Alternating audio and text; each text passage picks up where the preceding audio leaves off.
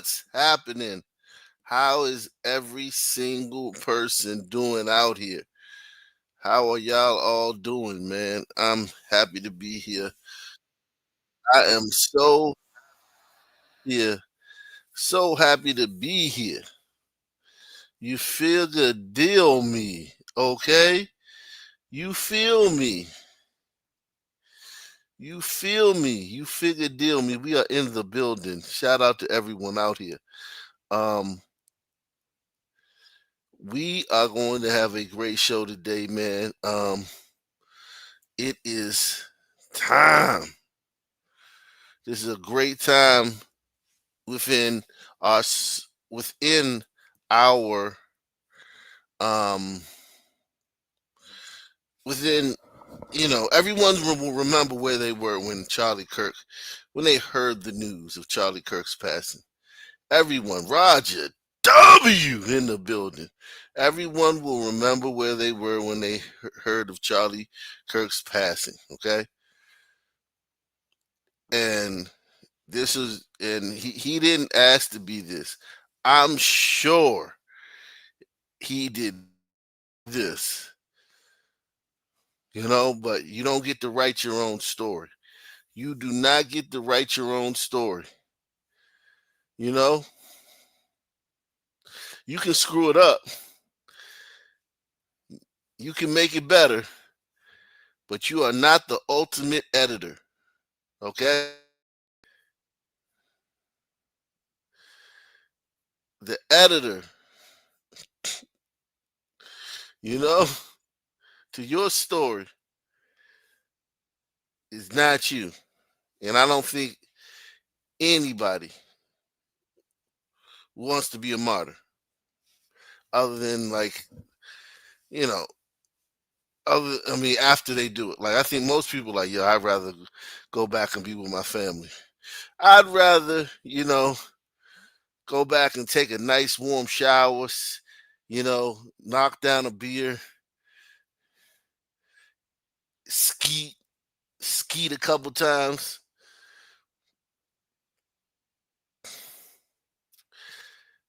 laugh, have some good laughs. No one wants to be a martyr. No one says, hey, man, you know what? I want to be a martyr. No one.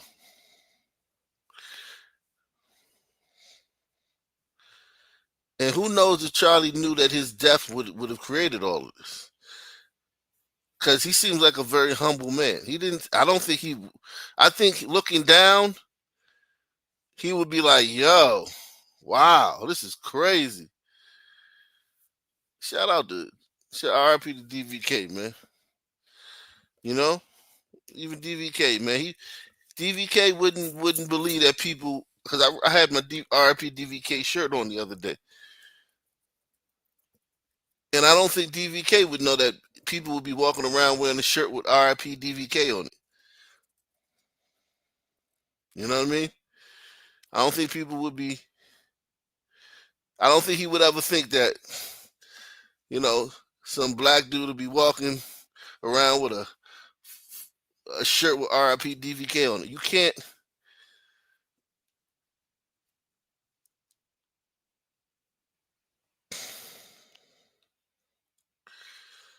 You know, salute to everybody out here, man. Everyone smack that like button. Slap that like button. We need the Charlie Kirk Act and the Irania Zaharutska Act. The Charlie Kirk Act to end the government's use of the media to spread propaganda. Yeah, this is ugly what the media is doing right now. The mainstream media is, God, they're so ugly right now.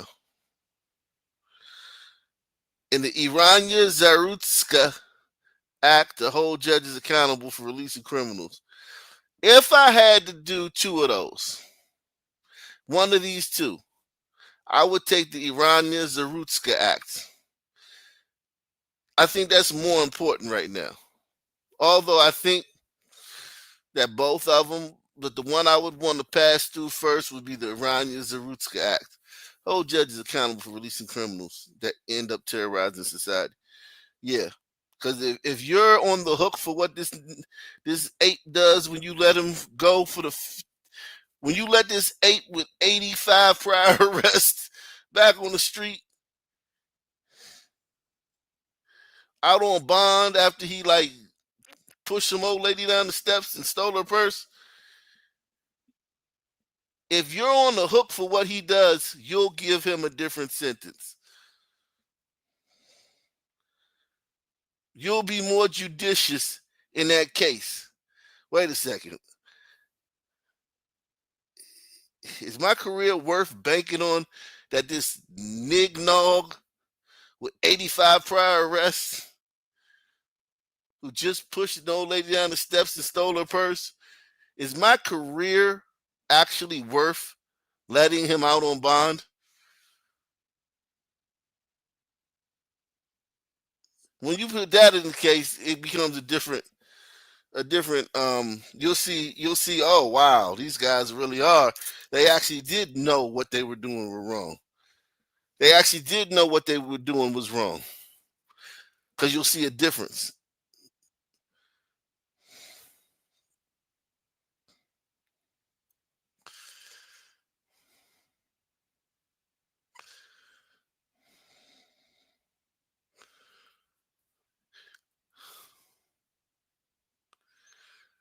It said, would you agree if President Trump brings back the Smith-Mundt Act and call it the Charlie Kirk Act? Yes or no? The Smith-Mundt Act, this act blocked government.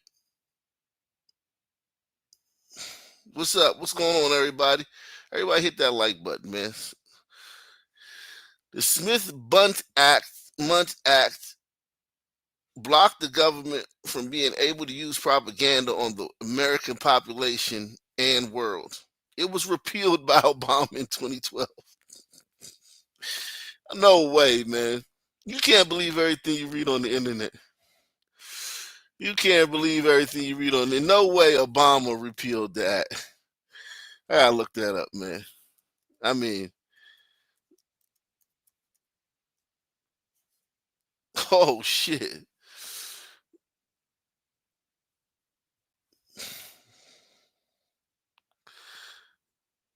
Amended the U.S. information. Oh, he amended it to eliminate the domestic dissemination ban on U.S. government produced information. Wow, that is insane. Wow. Obama. Oh, Obama. Wow. That shit is true. Basically true.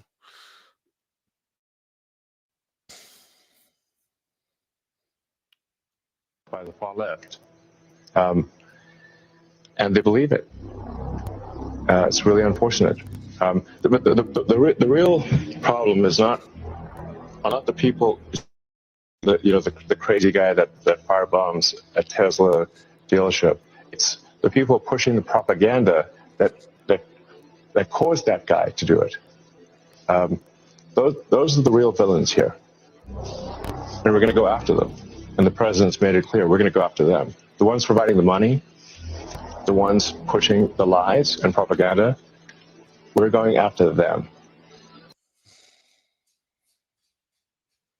We call it the wrap-up smear. If you want to talk politics, call it the wrap-up smear. You smear somebody with falsehoods and all the rest, and then you merchandise it. And then you write it, and they'll say, see, it's reported in the press that this, and this. So they have that validation that the press reported the smear, and then it's called the wrap-up smear. Now I'm going to merchandise the press's report on the smear that we made. And it's a tactic, and it's self-evident. We call it the wrap-up smear. If you want to talk politics, call it the wrap-up smear. You smear somebody with falsehoods and all the rest, and then you merchandise it. And then you write it, and they'll say, see, it's reported in the press that this, and this. So they have that validation that the press reported the smear, and then it's called the wrap-up smear. Now I'm going to merchandise the press's report on the smear that we made. And it's a tactic. Shout out to my man 45 Revolver, who routinely shares the show on Twitter. Routinely shares the live telecast on Twitter. Salute to him, man. Mike Amon says, salute Tampa is in the building. Shout out to 45 Revolver for putting me on to the show. Press 1. Salute, man. Salute to Mike Amon, man. Great to have you here, man. Tampa is definitely in the building. Tampa's always in the building. Tampa, we definitely talk about Tampa. Right now, we talking about Charlie, but when we go back to talking about crime and everything, we definitely put Tampa on the board. Tampa, not quite Orlando. Orlando seems like a much rougher place, but Tampa definitely comes up in our algorithm, man. Salute to you, man. Mike Amon in the building. Alrighty, this message is for President Trump and his administration. If you stay to watch the video, please tag him down below, share, and repost so we can try to get this to him as quickly as possible and hope that he can do something with this. President Trump, as a supporter who voted for you 3 times, I am hoping... Yo, I ain't even gonna lie, man. The tongue ring and the red hair and the silly glasses, I was concerned for a minute. Press 1. I was concerned. I was like, oh, brother. The tongue ring, the glasses, and the red hair.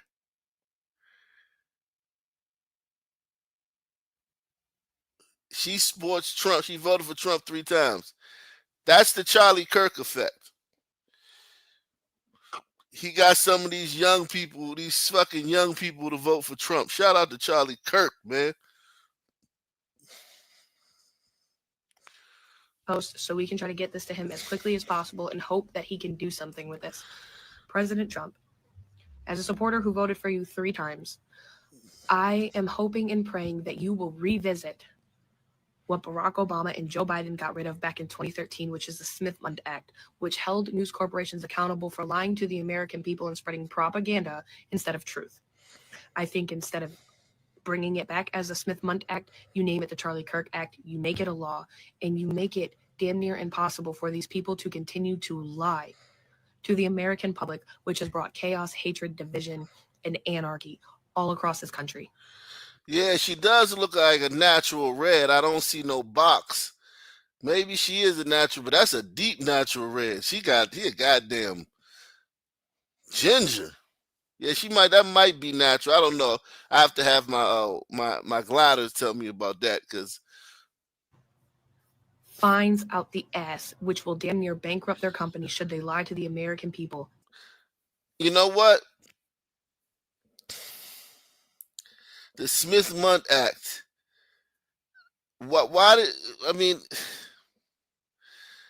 It makes you think like, damn, why didn't he do that earlier?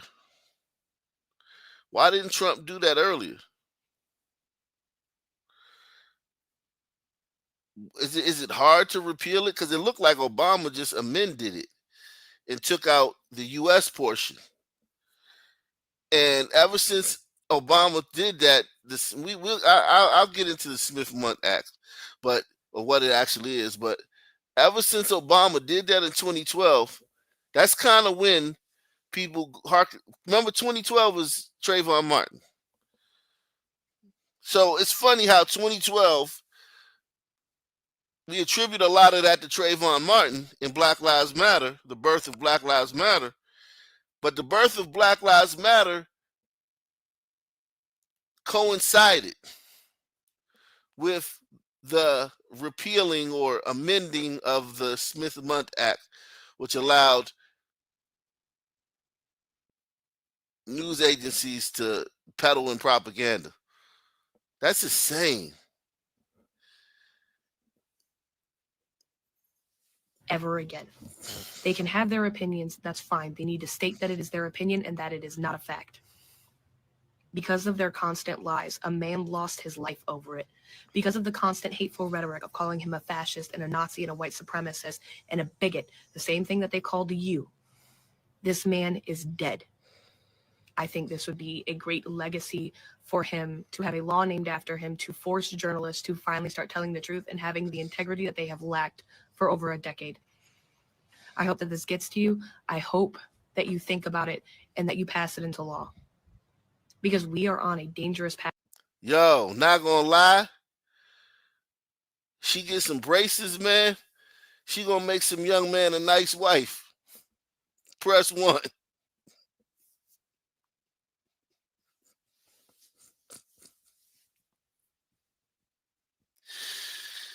About it and that you pass it into law, because we are on a dangerous path right now with the constant lies and the propaganda, and that doesn't end just at news journalists.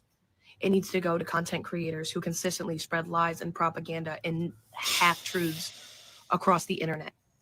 This needs to end, and people need to start being held accountable for baseless claims over absolute abysmal You say you'll take her as is? Yeah, you could tell everybody she's from England. Check out my new English wife. things. It needs to end. So please, if you have it in your heart to have the time to do this, get this in front of Congress, get this passed as a law, and start holding these news corporations, be they right, left, or center, accountable for their behavior. Salute to her, man. Very, very, very, very, very, very educated. That's what educate should look like, sister. Okay, sister? This is what education look like. Sisters always be talking about they educated, man. This is what an educated woman look like, sister.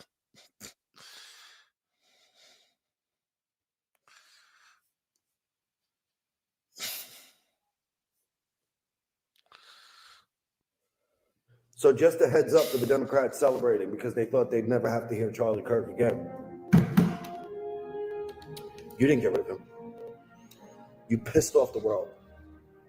The Pew were pissed off the world, and then your reactions made it 10 times fucking worse. You put the cherry on the sundae, and you thought that you were going to eat that sundae in fucking peace. You're not. You didn't get rid of him.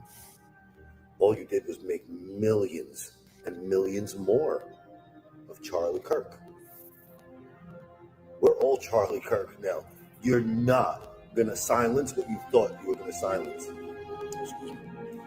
You're not going to silence what you thought you were going to silence.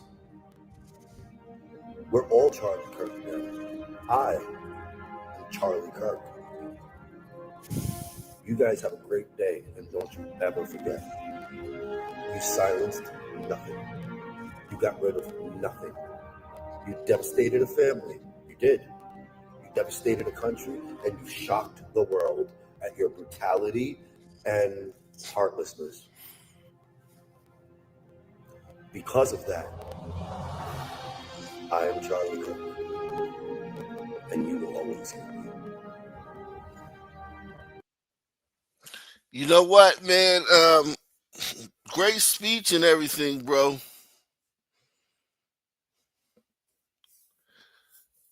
But you still got to go sit in front of them kids on them college campuses, man. Charlie was in the field, man. Charlie was in the field, man. I saw Alex Jones the other day. Alex Jones says he's going to go out to colleges and do more speaking. I just want y'all to understand, like, they're not done, okay? Okay? The Democrats are not done. The liberals are not like, oh, man, we've accomplished our goal. No, they're going to still push forward until they have power. Look at what they did to gain power. They were against COVID. Press one if you know that liberals were against COVID lockdowns initially. They thought it was stupid. And then I think they had like a meeting or something, because like All the liberals are like, it's stupid. What shut down the government? Like, trying to bang on Trump. Like, this is the dumbest thing ever. They was like, oh shit, we can use this to destroy the economy. And then we can use that against Trump. And then during that, they allowed people to, during the 6 foot, what do they call it? Spacing, what do they call that? The social distancing and mask mandates. They allowed people to go out and maraud around the town all night in every city and burn shit down. Simultaneously, they let those two things happen to gain power. Then they used mail-in votes. They used the pandemic to secure all these mail-in votes. And then they went around harvesting all these mail-in ballots.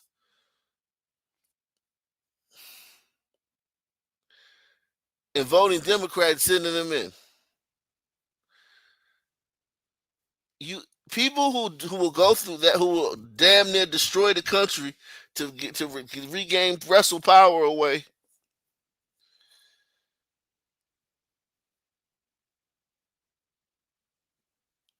People who will do that don't think that this is it. Don't think that, like, a lot of people, like, I don't want people to be like, all right, they did that and they know they're wrong and now it's our turn to be on the right side. Because one thing about conservatives like to do the right thing. Like Charlie liked to do the right thing. Charlie's big thing was, I'm right. I'm taking the high ground. A lot of conservatives like to take the high ground. They like to be the right one. You got to remember that you're dealing with demons. Just because they killed Charlie doesn't mean that they're going to have a come to Jesus moment where it's like, damn, look what we did. No, they're going to keep pushing forward. And you're going to still have to be brave to stick your head out there and go on these college campuses and speak. Okay? There's still going to be death threats to you. Listen, the next big speaker who goes on the college campus, there's going to be chatter. There's going to be death threats. Regardless of if he takes the stage or not. And the death threats, whether they're made by some kid in his mom's basement or whether they're made by some sleeper cell, some transgender sleeper cell, whoever makes those threats, they're far more legitimate now. Press 1. Whereas before, I'm sure Charlie and all these guys that go speak at these liberal colleges get threats all the time. They just don't talk about it because security checks them out and may not be credible. This one may not be credible, and it's checked out. Then, nothing ever happened. But now that they smoked Charlie from 200 yards away, every time a goddamn Republican goes somewhere, liberals are going to put a lot of threats out there. They're going to send their little minions out to make threats to fuck with you because they will smoke your ass. One thing you can't say now, one thing Republicans can't say is that they won't smoke your ass. These liberals will smoke your ass. They will put you in a pack. They will put you in a pack and smoke your ass. And this is why a lot of people talk about we're going to march forward and we're going to move on and we're going to go forward. Yeah. But now you got to go forward knowing they will shoot your ass. And nothing's more horrifying than getting sniped. Nothing's more horrifying than getting sniped.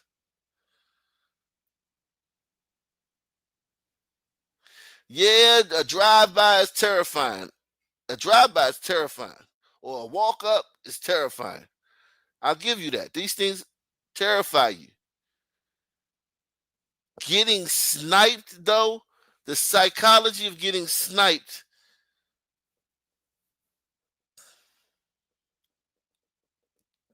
The psychology of getting sniped. I would like to see who's going to be the first one to stick their head out and go on these campuses or go out to these unfriendly liberal places and speak with these liberals. Because the psychology of getting sniped is so terrifying. Like, I'm sitting right here, right? In my house. You're sitting wherever you are. We would much rather someone walk up on us and give us a chance where I can actually tussle with you. I could grab the gun. I could block it. I could dive behind something. I could run. The psychology about the way they did Charlie, though, is, yo, you're just sitting there and poof, and it's finito. It ain't no CPR, chest compressions, putting pressure on the wound, tourniquet. No, my man. Finito, instantly. And you never see it coming. And nobody sees it coming. That getting out there and going in these fucking places and these open air Coliseum, like open air places, it's gonna be, listen, man. Everybody talking about pushing forward and shit. We gotta push forward, man. Push forward. Yeah. Okay, go ahead and push forward then, motherfucker. You first. Okay? So in 2013, it was legalized in the United States to propagandize its citizens. What? Like, that's some scary third world stuff going on. That's the kind of stuff that people use to topple governments to take away freedoms. Yes, you heard that right. Almost a decade ago, propaganda was legalized in the United States with the passage of the Smith-Mundt Modernization Act, which... And here's another thing, too. 2013, what did they start accusing the right of? I want to think how devious these people are, because, and make sure you hit the like button. Everyone, we're trying to get 10 people to share this on social media. Everyone hit the like button. Smash the like button. Support the channel via PayPal, Cash App, or Super Chat. Sponsor the show. 2013, what was the what talking point did you start hearing that you never heard before? That just came up out of nowhere. From the left. After they secretly, because people don't pay attention to this shit. What laws being amended? People don't pay attention to that shit. Disinformation, misinformation.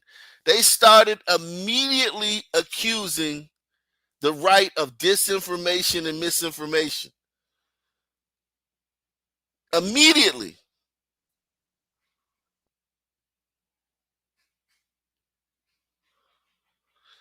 Accuse your enemy of doing what you're doing. Isn't that Marxism? Isn't that Marxism?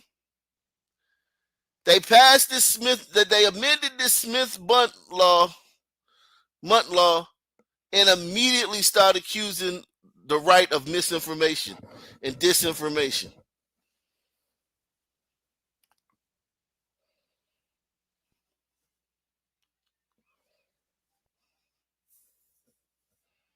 I'd never heard misinformation before.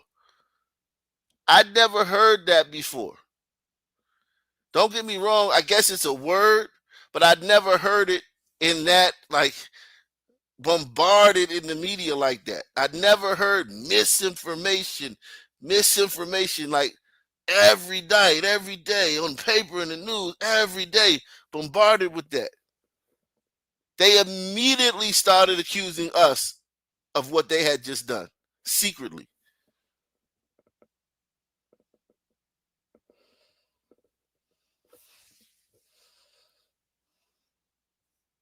You've probably never heard of.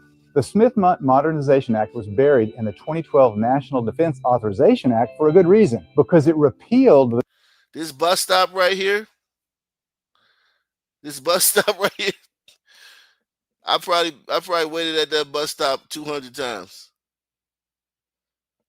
Authorization Act for a good reason, because it repealed the 1948 Smith-Mundt Act, which authorized the State Department and the mainstream media to engage in propagandizing foreign countries, but it prohibited releasing that same propaganda in America for public consumption. This prohibition was lifted when the Smith-Mundt Modernization Act was signed into law by Obama.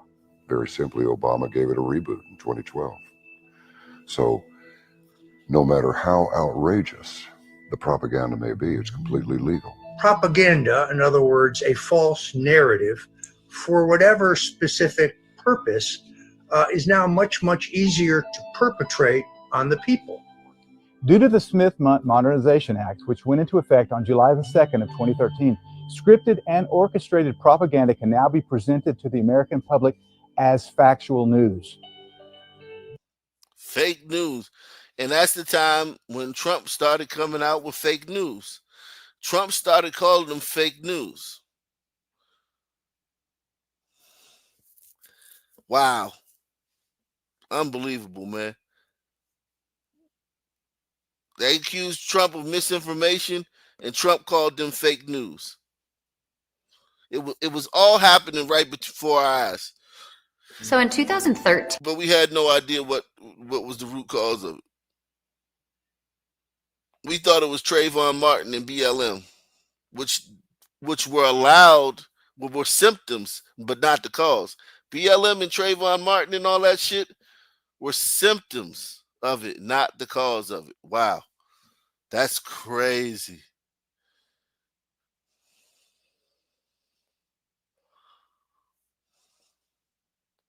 Oh, this is that same girl, I think. Guys, we fucking did it. We fucking did it. Do you see that name? Boop. Do you see it? You fucking see it. That's my face, bro. My fucking face. We got it to him. And that was my fucking goal. Thank you, everybody who shared, who reposted, who tagged him. He's got it. So now we see what goes on with it. For those that are asking, this is now the second part, right? Because we've created a petition. I have created a petition.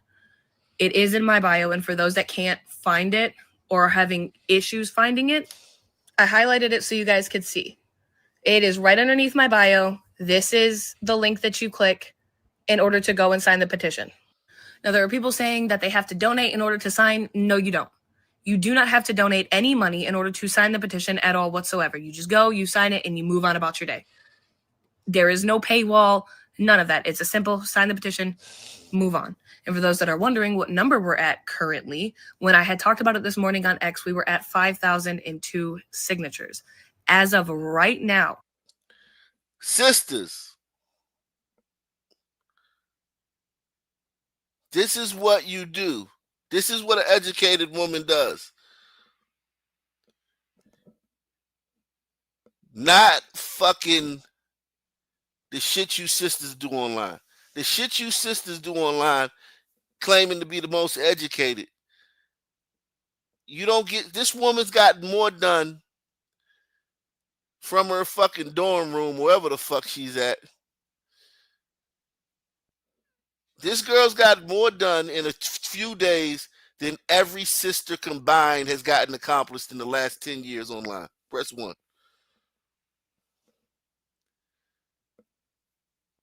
She's gotten accomplished in a few days just by, getting this petition where, the Smith-Mundt Act, then every single sister has gotten accomplished in the last 10 years online. I'm just talking about the sisters online. I'm just talking about online sisters. All that BLM shit,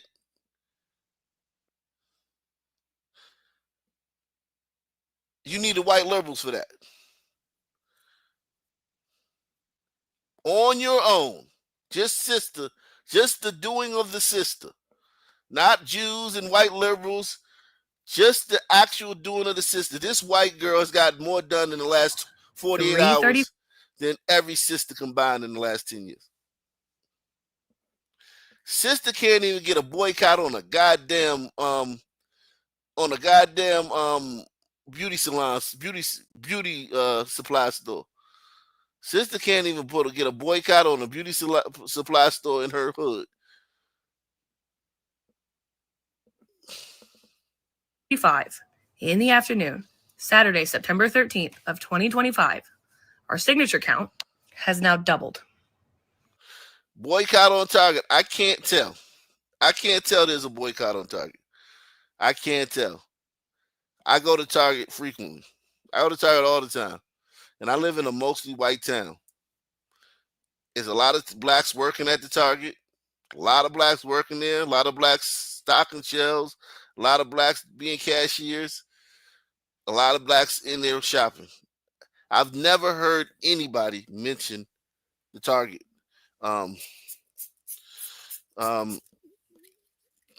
boycott. I've never heard anyone mention it, ever.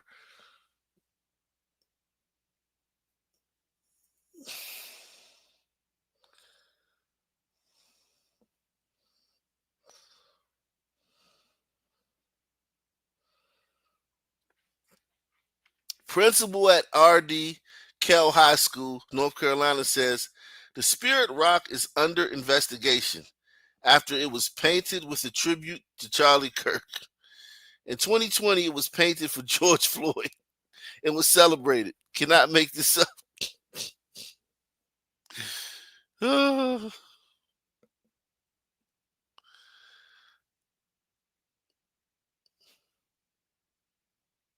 We covered this guy last night. I don't want to give him any more air, man. This little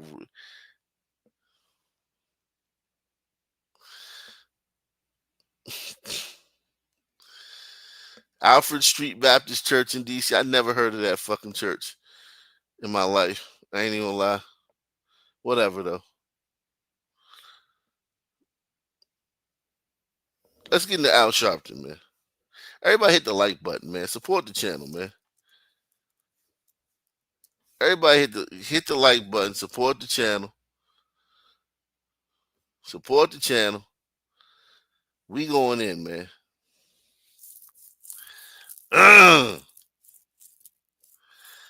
It's all right. It's all right. Everything is all right. Listen.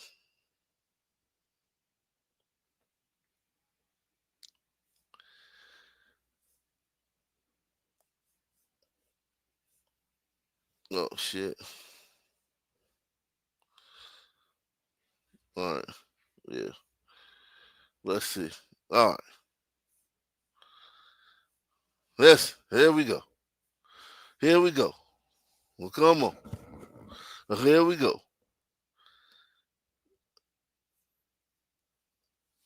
Al Sharpton, man. He was very slick with this one. I'll give old Al that. Al was very slick.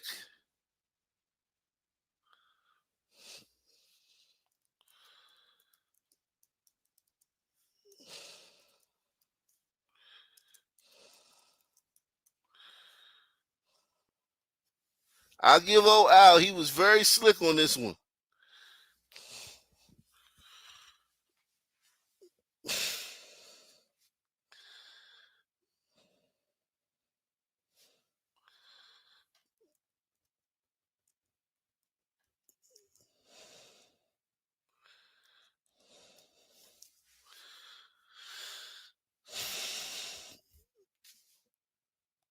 He was very slick.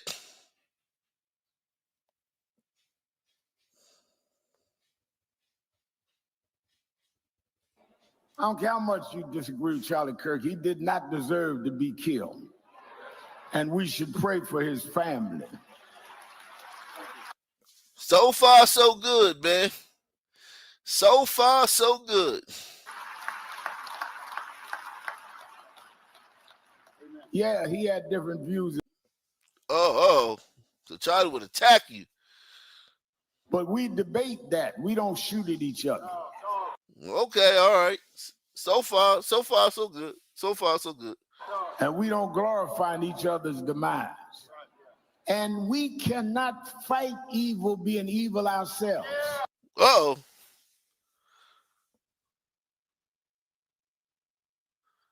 That was slick. You might not catch that.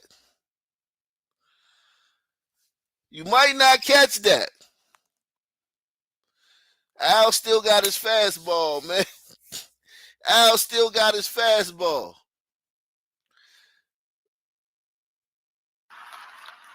Yeah, he had different views than me. He would attack me by name. But we debate that. We don't shoot at each other. And we don't glorify each other's demise. Sounds good, man. And we cannot fight evil being evil ourselves.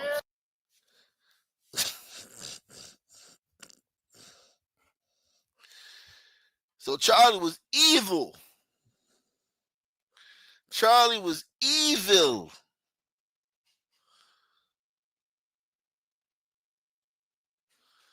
And not only was Charlie evil, but we who shot his ass can't fight evil being evil ourselves. The man who went around and asked for good faith debate, polite, never rude to anybody, is evil. And us who shot him from 200 yards away, hey, man, we can't fight evil being evil ourselves. Wow, the level of gaslighting here is absolutely insane.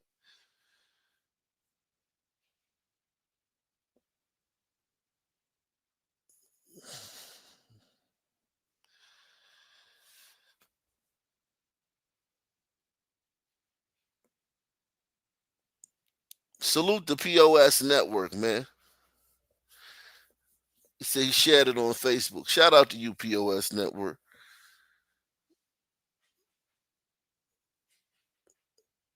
Look at this. I don't care how much you disagree with Charlie Kirk. He did not deserve to be killed. And we should pray for his family.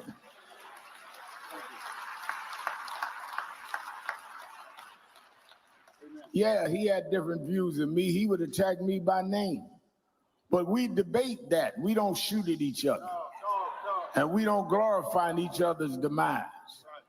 And we cannot fight evil being evil ourselves.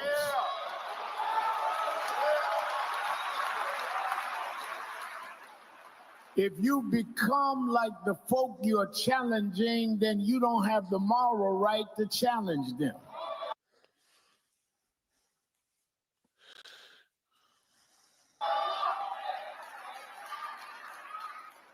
Only right gonna conquer wrong.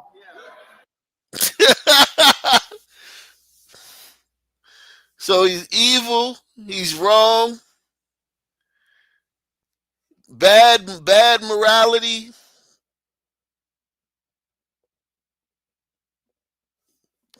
It's subtle.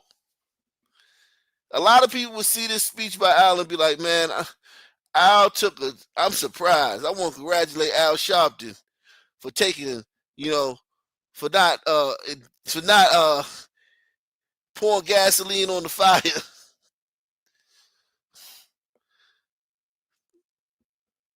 I never liked Al, but what he said about Charlie.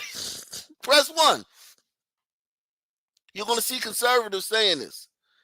You're going to see conservatives saying this. Press 1. I never liked Al, but, I do appreciate what he said about Charlie,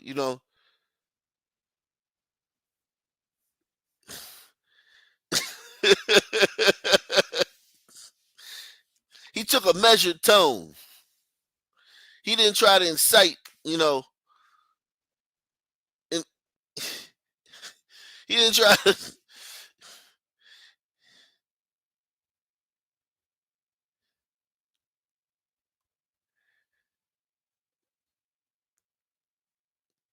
Salute to Al, man.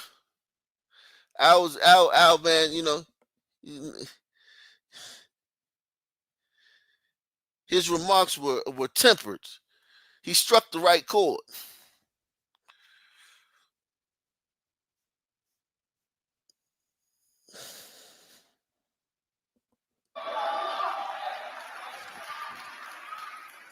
Only right gonna conquer wrong. Only love gonna conquer hate. And it's time for us to show the God in us is stronger than the demonic powers that have ripped this country apart. We must stand up together. So Charlie is part of the demonic forces that have ripped this country apart. Right gonna conquer wrong. Only love gonna conquer hate. And it's time for us to show the God in us is stronger than the demonic powers that have ripped this country apart. We must stand up together. Look at all these evil ass black folks. All these black folk going back home to zip codes where murder happens. They're going back to all the worst zip codes or whatever. Listen, whatever city this is, whether this was a national thing where people flew in from everywhere, or it's just people from the region, or it's just people from the suburbs in the city, wherever this is, and I mean wherever it is, all of these nappy-headed niggas are going back to the most violent zip codes wherever they live. Whatever state they live in, whatever county they live in, these niggas are going back home to the most violent zip codes. Press 1. They're going back to the zip codes with the worst schools.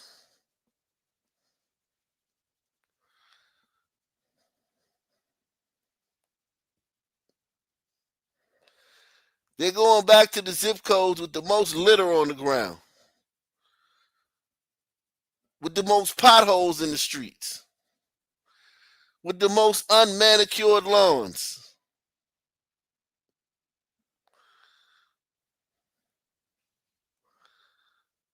As they talk about, well, I'll just let Al say it. I don't care how much you disagree with Charlie Kirk. He did not deserve to be killed. And we should pray for his family.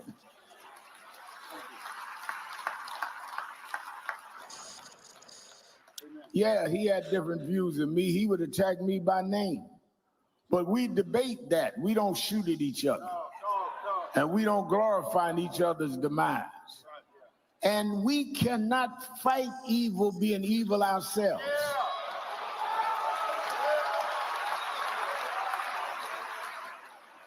If you become like the folk you're challenging, then you don't have the moral right to challenge them. Only right gonna conquer wrong. Only love gonna conquer hate.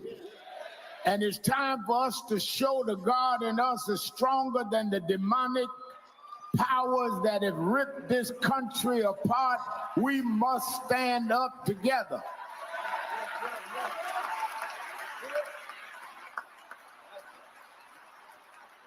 I can denounce what they're doing without denouncing them. If we believe that we have to denounce people, then why do we open the doors of the church? Somebody had to turn you around. You wasn't born holy. You wasn't in here all the time. If God can forgive you, you preach forgiveness to others and try to make them better. a bunch of niggas talking about forgiving Charlie Kirk and making him better.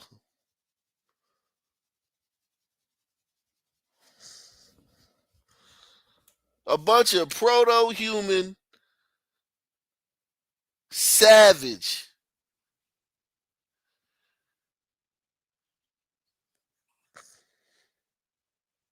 savages talking about we forgive Charlie Kirk. You motherfuckers didn't know who Charlie Kirk was. Half these motherfuckers didn't know who Charlie Kirk was. And the ones who did know who he was never heard him speak.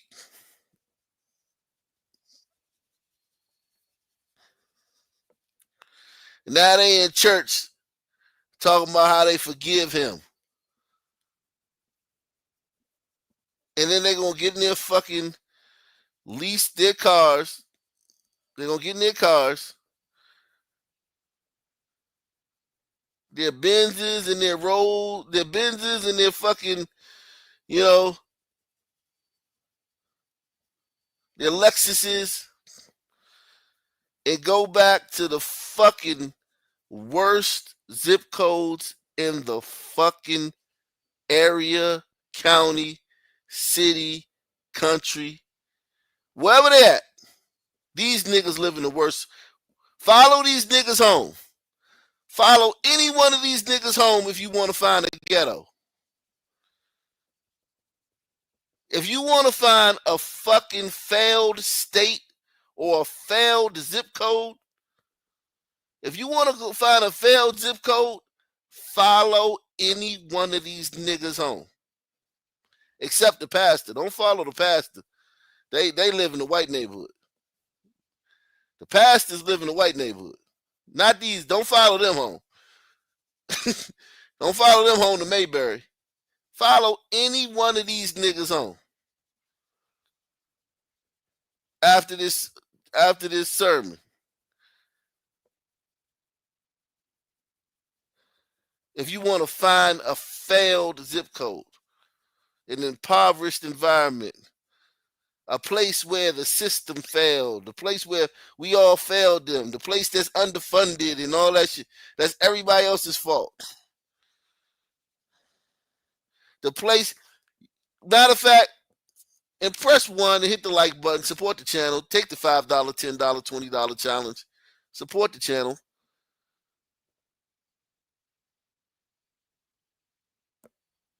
If you want to find a target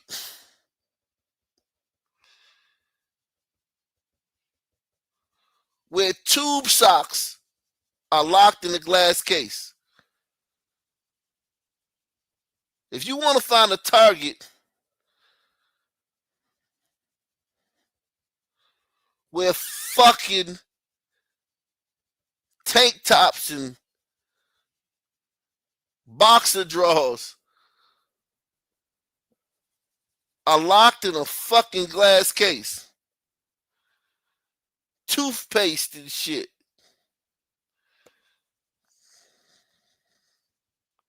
follow these niggas home, and you'll find a fucking target where you gotta spend 30 minutes chasing down a manager to find a key to unlock the glass case so you can get some fucking deodorant.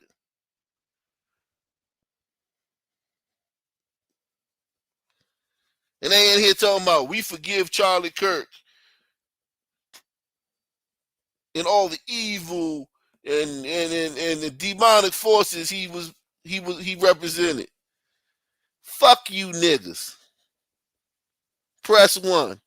Fuck you niggas.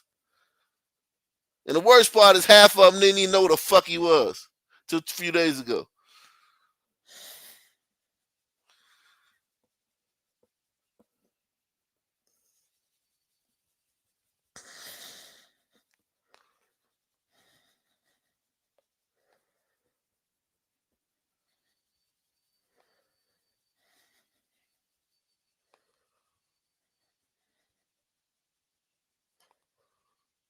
You know what? This shit make me want to reverse course on this show, man. And give me a city, man. Give me a city, man. Give me a city, man. I'm tired of these niggas. Expose you niggas, man. Shout out to B. Stephanie B. Witch Not Bothered, man. Salute to you, B. Stephanie. Expose you niggas. Cleveland. Ooh. Cleveland. Cleveland is the city that we come from, so ride. Ugh. It don't take much to expose you niggas even, man. It don't take much.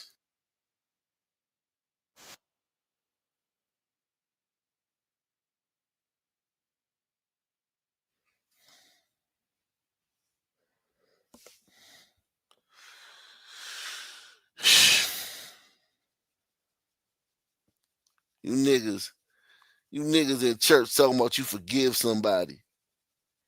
Fuck you niggas, man.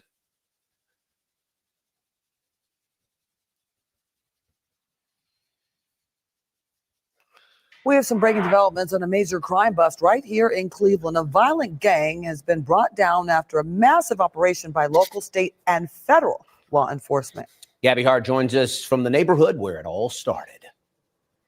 Yeah, we're talking RICO, racketeering charges that involve murder, sexual assault, kidnapping, and drug distribution. Authorities say it originated and happened right here in Cleveland's Cedars Central neighborhood. They even say drugs were sold right here in this very vicinity, like an open air market. They also told us that the alleged kingpin of this gang called himself the Godfather. 18 members of the fully blooded felons gang indicted. Active in Northeast Ohio for over a decade and had a significant presence in Cleveland, particularly in the Cedar Central neighborhood. The gang started as a branch of another gang known as the Heartless Felons. Authorities say they've been flooding our streets. These niggas called themselves the Heartless Felons.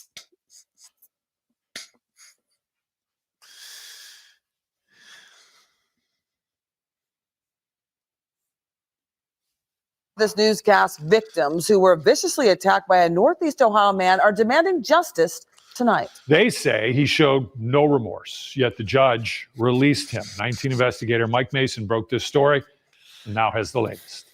This man, Cyrus Walters, was in court here earlier this week, pleading guilty to brutally assaulting 3 men, all within the same month.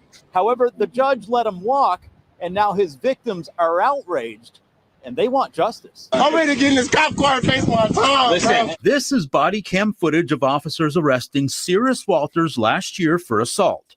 Earlier this week, Walters was released from jail after he admitted to brutally assaulting 3 men. I was fairly certain he was trying to kill me. Walters viciously attacked David Dudley last year in downtown Cleveland.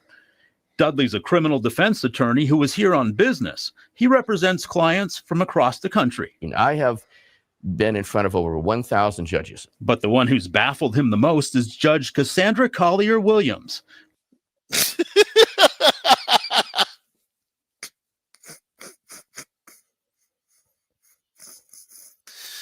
Yo. We did this story. I'm just showing you guys, we got a lot of new people in here. Some of you guys may remember this. But I'm just showing this story just to let you know, like, this is what goes on in these districts. When you hear a bunch of niggas, because this judge, he probably go to one of those big churches, those big mega churches, and sit in the front pew. And this bitch is a devil demon. She's a demon. I can see her in the front pew. And I guarantee you, you already know what she think about Charlie's murder. You already know what she thinks about Charlie Kirk's murder. You don't even have to ask. You know. I'm telling you now. I'm surrounded by black women. It's a consensus. Okay? It's literally 95% of them.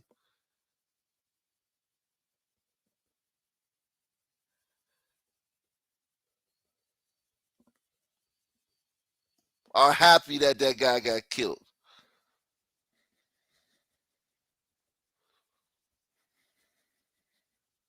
Been in front of over 1,000 judges. But the one who's baffled him the most is Judge Cassandra Collier Williams.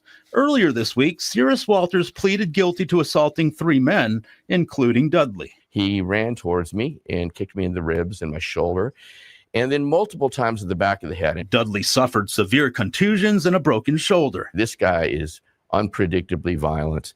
During Walters' bench trial this past Monday, Collier Williams reduced his felony charge to a misdemeanor, allowing Walters to walk the streets of Cleveland once again. You telling me race ain't had nothing to do with that? You telling me race don't have nothing to do with that? Because they always calling other people racist. They're always pointing the finger at other people. You telling me race don't got nothing to do with that? Shout out to Mike Amon coming through once again.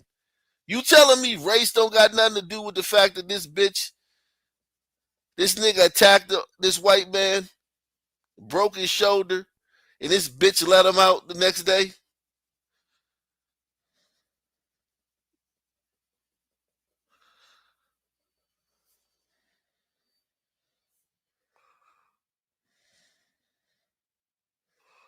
Violent. During Walters' bench trial this past Monday, Collier Williams reduced his felony charge to a misdemeanor, allowing Walters to walk the streets of Cleveland once again. Judge Williams didn't even put him on any kind of supervision. The prosecutor was shocked at that. Shocked, he says, because when Walters addressed the court, he failed to take responsibility for his actions. So I want you to think about it. The nigga didn't come in there, Miss Mammy Judge, I'm turning my life around. I'm sorry. I don't know what got into me. You know, yada, yada, yada. I'm a better man. The nigga didn't come in there with that. That nigga came in there with, I didn't do nothing.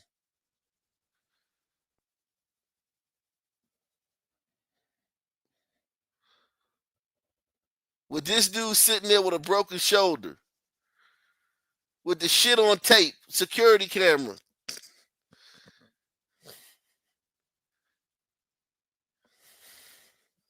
Peter was shocked at that. Shocked, he says, because when Walters addressed the court, he failed to take responsibility for his actions. He neither apologized to me nor any of the other victims he acknowledged attacking.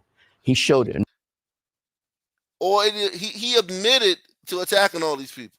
He said, yeah, I did it, but I didn't do nothing. I did it, but I didn't do nothing. No remorse, not one shred of remorse. I feel the judge lay us down. We'll call this man Tony. Surveillance video captured Walters beating on him in Tower City. Broke my glasses, and also I had a few knots on the back of my head. I had a ring around my eye. Tony says he's devastated by the judge's ruling. She just gave him time served, which is, I think, ridiculous because I feel he's a menace to society. After assaulting Tony, Walters was arrested and released the next day to attack once again. Yeah. And you want them, and Charlie Kirk racist for not wanting fucking 40% of the fucking pilots to they want 40% of the pilots to come from this demographic in the next 5 years.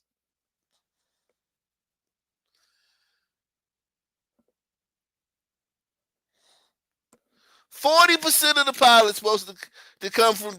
A lot of flying is judgment. A lot of flying is judgment. A big part of flying is judgment. You're constantly making judgments. Press 1. You're constantly making judgments when you're flying. Altitude, weather,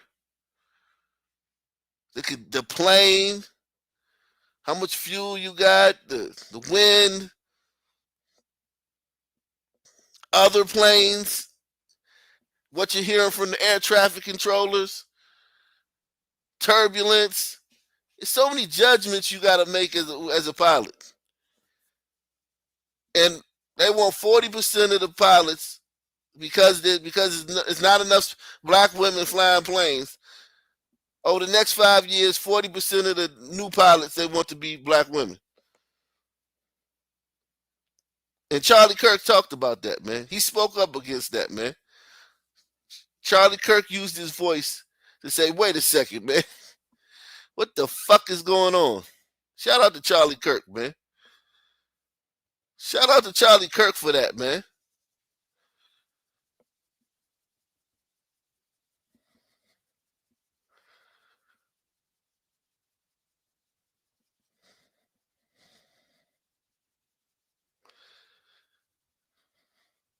Yeah, no doubt you follow directions. There's no doubt that as a pilot you follow directions. But there's a lot of judgments that have to be made. Like, you have to make judgments. Because everything doesn't always go according to plan. After assaulting Tony, Walters was arrested and released the next day to attack once again. This time, he injured a man near Whiskey Island so severely, he required stitches. I ain't do no crime, bro. We've been walking this whole time. Once again, Walters was arrested and released. That's when Dudley turned to 19 Investigates for help. There was no detective on this case until right before the story ran, when they found out it was going to run. We obtained video from the city's surveillance cameras showing Walters stumbling down the street after Dudley's attack. By placing that on your news report, we were able to find him. Tony identified Walters from our report, and police arrested him once again.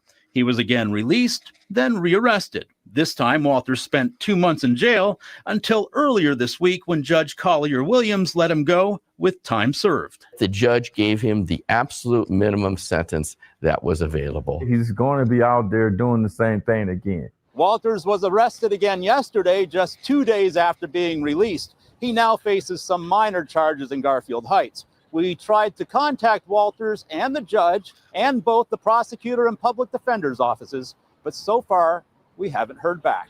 In Cleveland, Mike Mason.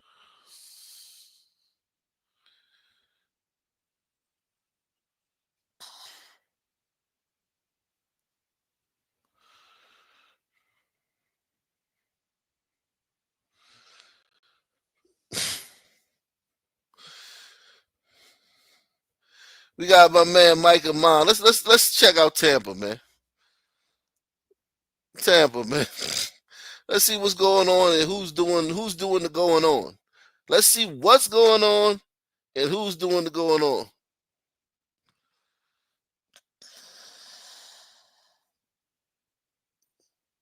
So are people moving out of Florida? According to the popular moving and storage company Pods, they are. Fox 13's Ariel Placencia joins us live in Tampa after spending the day looking at the ongoing trends Pods published with its customer data. And Ariel, when it comes to Tampa, they said what they found was surprising. That's right, because recently Pods had Tampa on its top cities that people are moving to. But now, for the first time ever, Tampa finds itself on the list of cities that people are now leaving in the year 2025. Summer tends to be a pretty busy time for All About Moving Tampa Bay. We will pick up Pinellas, Hillsborough, anywhere, and deliver anywhere in the United States. But the Largo Moving Company has noticed something new this year. We always get a lot more out-of-state moves around this time because school's out, but this year is almost double. That seems to support what Pods found when analyzing ongoing trends. The moving and storage company ranked the top 20 cities with the highest number of move outs. Basically, what cities are people leaving this year? Tampa Bay came in at number 16 because of, quote, soaring prices, traffic, and the increasing risk from hurricanes. Mainly from the beach areas is where we're seeing a big number moving out. And where are Floridians going? North Carolina, South Carolina. That's what Pods found too. I contend there's another reason people are leaving. I contend there's another reason people are leaving Tampa.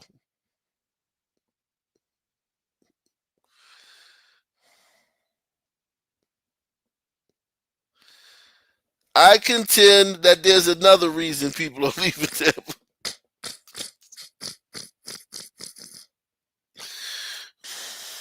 First at 6 tonight, they didn't know 4-year-old Sunny Bell, but prosecutors say they hunted down the car she was in and sprayed it with bullets.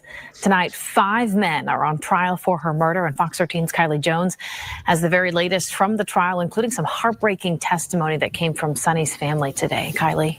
Yeah, Allie, and we did hear some emotional testimony from Sunny's mom today. She was overcome with tears at one point, reliving that night. Prosecutors say these 5 men, again, didn't know Sunny Bell and her family, yet they, quote, hunted them down that night. Their intent was to kill whoever was in that car. A state prosecutor is referring to these 5 men in a Hillsborough County courtroom Tuesday. Zavante Sampson, Jalen Bell. There need to be a law where these niggas don't get to wear suits. These niggas need to come to court dressed the way they dress in real life. If I was king, nigga, we would look at your social media and you would have to dress like that. No wearing no fucking suit. Because even though these niggas have empty eyes and they look like thugs, it influence the jury. You got 5 niggas in here with suits on. And these niggas ain't nothing but a bunch of fucking savages. And if you let them out today, they do the same thing. If you let them out today, they be back here in a week. But they all got on fucking 3-piece suits. That's a law that we need to do, man. Get rid of the 3-piece suits, man. Come in there in your fucking in the shit you wear when you did the crime. Whatever you were wearing when you did the crime, you got to wear that in court. Shout out to my man 45 Revolve. He says, as a Brianna baby, I always like checking in with Louisville. All right, we do Louisville next. Make sure you support the channel. Take the $5 to $10 to $20 challenge. Support the channel. Whoever was in that car. A state prosecutor is referring to these 5 men in a Hillsborough County courtroom Tuesday. Zavante Sampson, Jalen Bedward, James Denson, Andrew Thompson, and Quandarius Hammond. They're accused of unleashing dozens of bullets on the car that 4-year-old Sunny Bell was in. There will not be one person that will be able to come into court during this trial and say which handgun or rifle, which firearm actually struck Sunny Bell. One night in August of 2021, Sunny was riding in the car with her mom and uncle. Prosecutors say they pulled over into a field near Hillsborough Avenue to try to figure out directions to a family get-together. They say that's when this group of men at a nearby Chevron gas station started watching their car. Eventually, the state says Sunny's family decided to go home because it was late. At that point in time. Wow. Just a random pulling over to find directions. And these niggas, they're like, who the fuck is that? Because, you know, this gas station is their territory. The gas station is their territory, man. I know exactly what happened here. They paranoid because they got beef with a lot of people. Because they're out here, you know, being, you know, thugs and street niggas and fucking over people and shooting at people. So they probably think that's the ops. They thought they was the ops. And then when they pulled off, damn, they hunted them down. Oh, that's crazy. That is crazy. Wow. And this is where these niggas that's in church talking about they forgive Charlie Kirk. All those nappy-headed niggas that was in church talking about how evil and demonic Charlie Kirk is, they'll never say that about these niggas. Press 1. All that demonic talk and all that evil and all that ripping the nation apart, them niggas never had that fucking energy for these niggas. 2021, Sunny was riding in the car with her mom and uncle.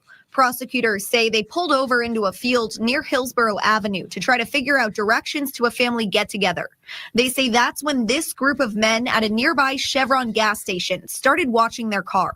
Eventually, the state says Sunny's family decided to go home because it was late. At that point in time, These men were arming themselves. They were gathering together, they were pointing, they were getting in cars, and they were taking off to hunt them down. Prosecutors say some of the men masked their faces, several grabbed guns, and got into 3 different cars. They appeared to follow the car Sonny's family was in, then ambushed them with about 40 bullets. Sonny was shot and killed. They don't know who is in that car, or they think they may know who is in that car. Sonny's uncle Willie Brown testified that he heard the first gunshots pierce their car, then jumped out. Think about it. This nigga's a snitch. He hot. If there's a nigga that's going to say anything about this case, bad about anybody involved in this case, if a nigga is going to say anything bad about anything, anybody involved in this case, it's going to be him. And they in there talking about how Charlie Kirk is a demon in their churches. In their churches, they talk about how Charlie Kirk is a demon, when in their community, the only person involved with this case who anybody will publicly say anything bad about is this nigga. They don't know who is in that car, or they think they may know who is in that car. Sonny's uncle Willie Brown testified that he heard the first gunshots pierce their car, then jumped out and ran. Sonny's mom, Mary Harrison, later took the stand. She described the moments she jumped from the passenger seat into the driver's seat to try to escape the gunfire. I was just telling her to get down, get down, get down. She just kept screaming, "Mommy." 5 attorneys for each of the 5 suspects said there's no evidence that directly links any of them to first-degree premeditated murder.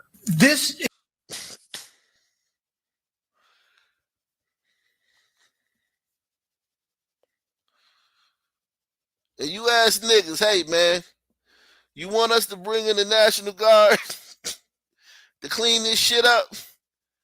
Man, you racist.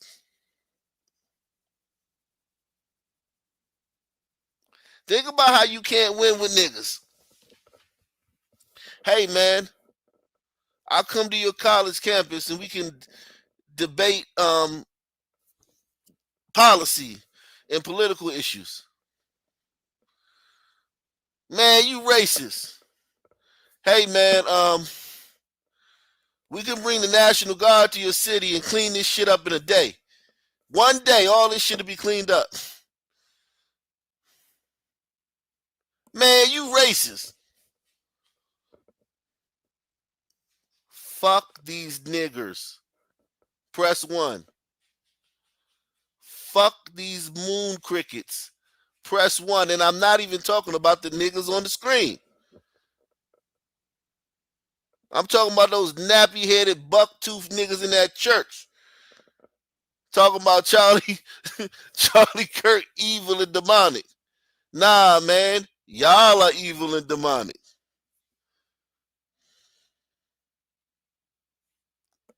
Murder. This is a prosecution that lies in the hands of circumstantial evidence. Things that lead you to other things are very, very dangerous.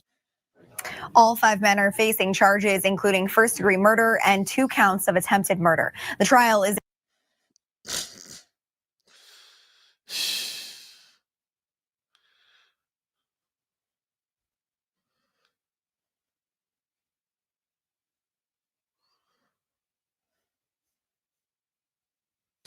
Families took cover as shots were fired right outside their door. Tonight, the latest on the search for suspects in a deadly apartment complex shooting. Good evening. I'm Stacey Scheibel. And I'm Keith Kate. Thank you for joining us tonight. Tampa police are investigating a shooting at an apartment complex that happened overnight. 1 person is dead. 5 others were injured. Tonight, Tampa Police Chief Lee Burkhaw says there is at least 1 witness to the shooting, and they do hope that person comes forward to help solve the crime. It happened at an apartment complex on Woodville Street in Tampa. News Channel's Jeff Patterson is joining us live from there tonight. He's at Tampa Police Headquarters, though. Jeff, take it away. Good evening, Stacy and Keith. I spoke to people in the apartment complex where this shooting happened last night, and some of them are frightened by the shooting. I spoke to one woman who says the shooting happened right outside of her apartment, and she ran to protect her children.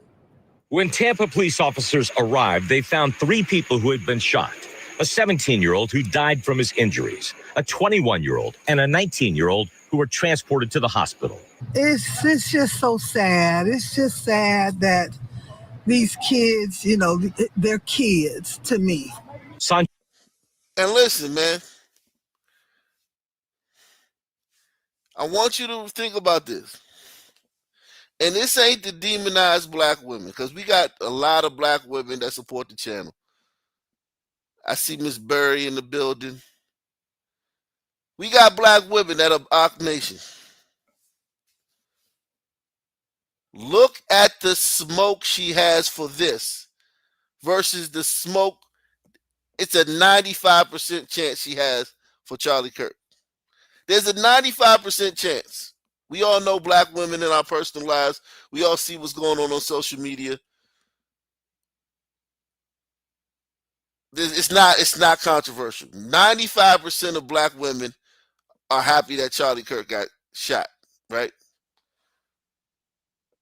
Look at the smoke they have for Charlie Kirk versus the smoke she has for someone who just killed someone and shot 5 other people in the apartment building she lives in.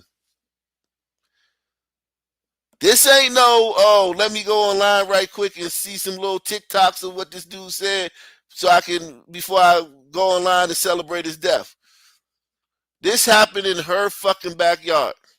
Look at the smoke she got for it versus the smoke she got for Charlie Kirk. Year-old who were transported to the hospital. It's just so sad. It's just sad that these kids, you know, they're kids to me.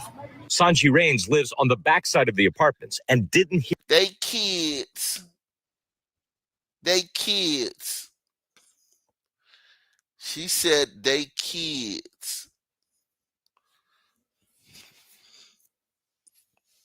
Hear the shots being fired, but she woke up to see police officers everywhere. Summer Vargas did hear the gunfire. I heard gunshots. I heard 6 of them, and they were right outside of my apartment. She says she ran to protect her children. I was scared. I got up and I ran and I checked on my kids. I have 3 of them. And I mean, all you can do in the moment is make sure everybody's okay, and that's all I did. Tampa Police Chief Lee Burkhaw says this is another senseless act of violence. What occurred last night is tragic. A 17-year-old lost their life and 5 others were shot. Burkhaw says his detectives need the community's help. Our detectives are scouring through leads, but we do know that there's witnesses out there. Tampa police say the 5 people who survived have non-life-threatening injuries. Keith? Well, Jeff, the chief says the detectives are working hard and they've been on this, but have they figured out a motive for the shooting yet? Well, Chief Burkhaw tells us that he believes the shooting stemmed from an earlier argument between a group of people, but he did not elaborate. No specifics as of yet. All right, thank you, Jeff. Patterson live in Tampa. Right now, the search continues for the person who killed 1 person and injured 5 others in a shooting at a Tampa apartment complex yesterday. 8 on your side, Shannon Bass joining us from Tampa Police Headquarters with where this investigation stands. Good morning. Hey, good morning, Chris and Avery. So right now, we do know that those 5 people still remain in the hospital. I want you to understand. Well, nationally, the story is Charlie Kirk, right? Nationally, the story is how racist Charlie Kirk is and how he deserved to die because he was racist and he was spewing hate and he's the demon and black people are victims of Charlie Kirk. So don't expect no sympathy from us. That's the national story, right? In every single solitary nigga fucking zip code except for DC,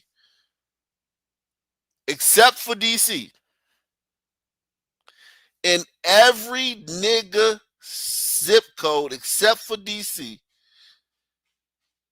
except for the zip codes in D.C. Right now, this is the story. Press 1. This is the story. This is the local story. Every fucking nigga zip code. But they'll fool you because nationally, hey, man, we victims of Charlie. Charlie was really out to get us, man. And that was the whole story with Charlie was how he didn't like us and how he was out to get us and how he wanted to hold us back. Poor us, man. Woe unto us. And thank good riddance, Charlie's dead now. Well, Charlie's dead, and you niggas still going through this. Press 1. Charlie's dead. Big bad Charlie Kirk is dead, and you niggas still got to go through this every fucking night in every fucking nigga zip code. A 17-year-old did die from his injuries yesterday morning. Now, police do believe that the shooter and the victims all knew each other and that this stemmed from an argument. The shooting happened around 1 a.m. last night. Cops found a 17, 19, and 21-year-old with gunshot wounds in the breezeway of an apartment complex off Woodville Street. Shortly thereafter, police were called to a vehicle nearby where they discovered 2 more shooting victims. In total, 6 people were shot. Community members tell us the violence has to stop. I have a child that's about that age, and it's like that could be my child, that could be your child. So I think we just all need to come collectively together and figure out a solution to the gun violence. Neighbors who heard the shooting say they're not numb to the violence, but rather afraid of it. I was scared. I got up and I ran and I checked on my kids. I have 3 of them. And I mean, all you can do in the moment is make sure everybody's okay. And that's all I did. Gilbert tells us he grew up around tragic gun violence and believes the community needs to come together to stop it. I've seen people get shot. I've seen people pass away. And it's like, oh no, I just want something to change. And right now, TPD is working. Only way you're going to change the crime in that area is to change the demographics. As long as there's niggas there, it's going to be crime there. Get rid of the niggas and you'll get rid of the crime.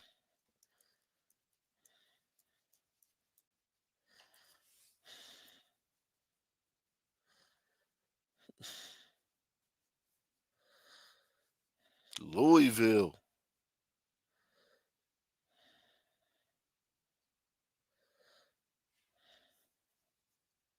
And listen, I'm not hunting. You asked for the city. I went there. Ain't nobody hunting and pecking. I'm going to the city you asked for.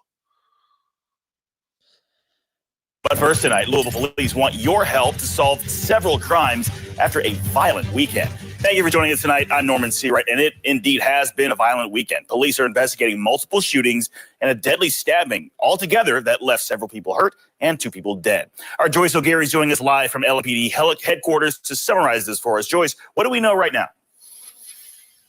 Well, Norman, detectives have been busy all weekend responding to violent crimes all across the city, and people who live in these neighborhoods are shaken, and many are calling for change. We got a lot going on in the world right now. It all started early Saturday morning in Butte. We got a lot going on in the world right now. Well said, nigga. We do have a lot going on in the world right now. But guess what? Wherever you niggas go to protest or to celebrate Charlie's death or to commune in church about how, you know, he was a demon and all of a sudden now every nigga's an expert on Charlie Kirk, guess what? Every fucking where you niggas live is a fucking hellscape. Many are calling for change. We got a lot going on in the world right now. It all started early Saturday morning in Butte. Police say 2 men drove themselves to Baptist Health Louisville after being shot near Norfolk Park. Both are expected to survive. Later Saturday night, 3 people were injured in the Algonquin neighborhood. 2 men and a 67-year-old woman were shot in front of JJ's Food Mart on Dixie Highway. Police say the shooter drove off in a dark-colored vehicle, and all 3 victims are expected to recover. Early Sunday morning, officers responded to multiple incidents across the city. At Legends nightclub in California, an 18-year-old man was shot in the leg. Near Park Hill, a woman was shot in the arm. Both victims are expected to survive. The violence turned deadly in Valley Station, where a woman was stabbed to death on Autumn Way just before 7 Sunday morning. Police say she suffered cuts to her throat. She died at the scene. With the increased violence in the community, that we can be of support to each other, because it really does take a village. And just a few hours later in Phoenix Hill, officers found a man shot to death inside a vehicle on East Muhammad Ali Boulevard. It's all a shame. You don't ever want to come outside early on a Sunday morning and see nothing like that. This afternoon, around 3:30, police were called to the Shawnee boat ramp on the report of a person down. When they arrived, they found a woman dead, shot multiple times in a wooded area near the ramp. Omar Ely says he was there yesterday for a family gathering and is shocked to see something like this happen just a day later. Just imagine that you wake up the next day, they found a body down here. I'm so happy that I wasn't down here with my kids when a body was discovered. Neighbors say the violence is heartbreaking and they want action. It's always hard to see, but I know that it can change, and it really starts with conversations. We just need to all come together and put our work together. Actually, no, because Charlie tried to converse with you niggas, and now you niggas has branded him a racist posthumously. All Charlie did was dialogue and converse with you niggas, and you niggas calling him a racist. You niggas are irredeemable. Only thing gonna stop this is the National Guard.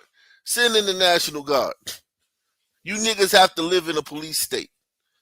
It's got to be a police state. Hit the like button. Share this. We're looking for 10 people to share this on social media. 10 people to share this on social media. Also, we're looking for some people to take the $5 challenge, the $10 challenge, the $20 challenge. Support the show. Sponsor the show, guys.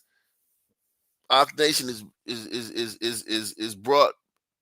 Our Nation News is made possible by contributions from people like you. Yours like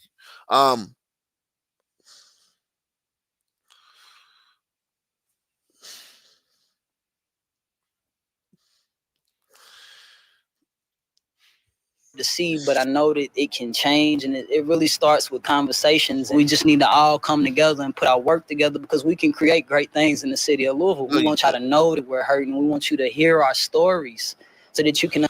So you can call us racist? You want us to come hear your stories so you can call us racist? Understand why this change is needed so much. So far, police have not made any arrests in any of these cases. And did you hear how many incidents there were? Did you hear how many fucking shootings and stabbings there were?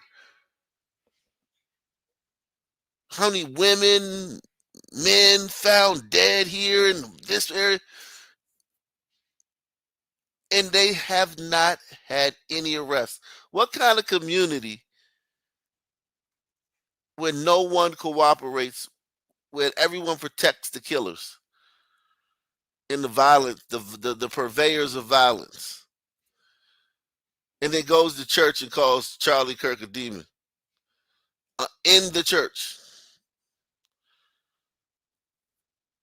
and then gets online and celebrates the death of some guy they vaguely were aware of up until 2 days ago.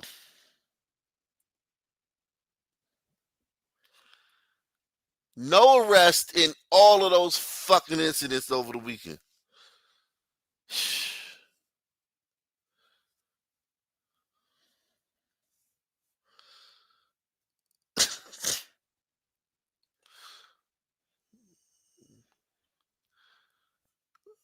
Hey, man, any other city? Give me another city, man.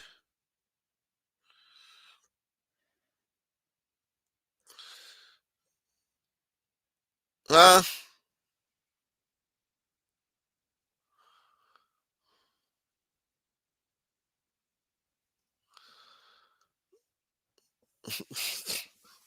Huh?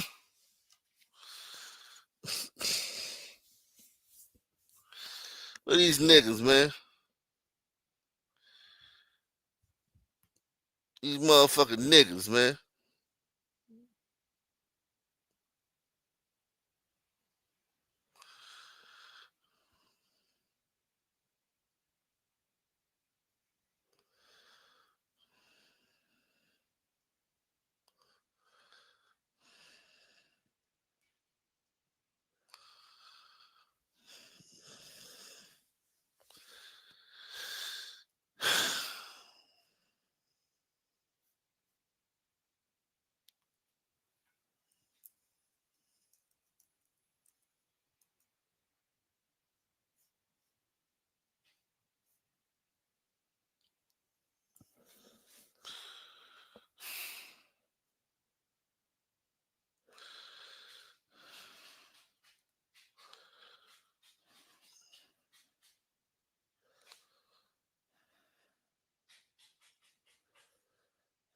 Oakland's only Denny's restaurant has closed because of safety concerns. The restaurant on Hagenberger Road near the Oakland airport had been at this location for over 50 years. The company says it was not an easy decision, but the safety of Denny's employees and customers is its top priority.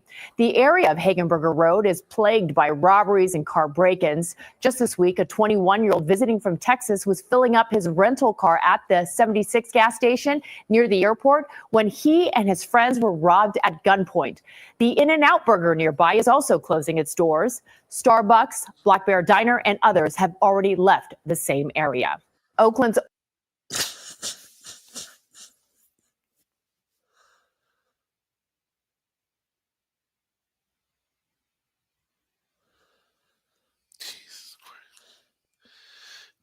Yo. Yo.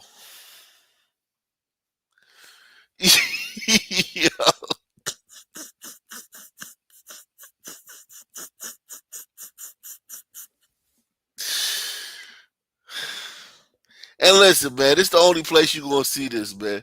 This the only place you're gonna get the real, man. And here's the thing. This stuff ain't hidden, man. Ain't nobody hiding this stuff. But this the only place you're gonna get the real. Look at these niggas, man. Look at these niggas. Look at these niggas. only Denny's restaurant has closed because of safety concerns. The restaurant on Hagenberger Road near the Oakland airport had been at this location for over 50 years. The company says it was not an easy decision, but the safety of Denny's employees and customers is its top priority. The area of Hagenberger Road is plagued by robberies and car break-ins. Just this week, a 21-year-old visiting from Texas was filling up his rental car at the 76 gas station near the airport when he and his friends were robbed at gunpoint. The In-N-Out Burger nearby is also closing its doors. Starbucks, Black Bear Diner, and others have already left the same area. Oakland's only Denny's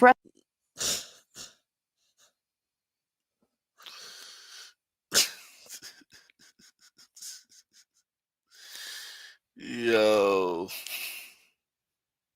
Jesus Christ, man.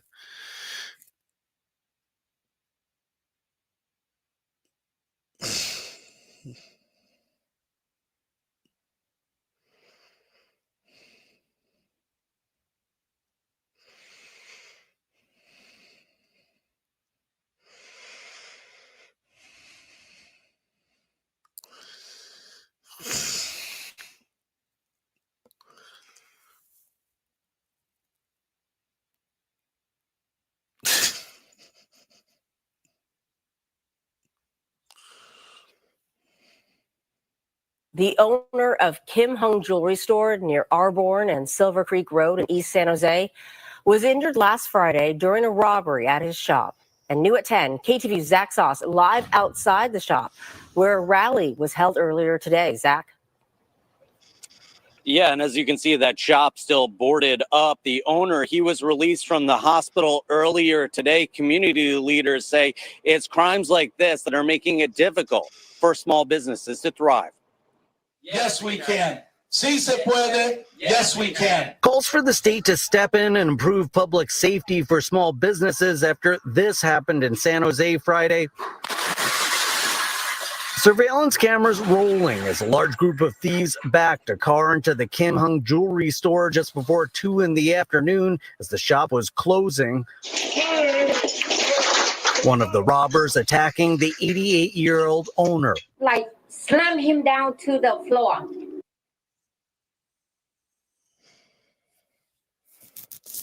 All these people are like 6 feet tall.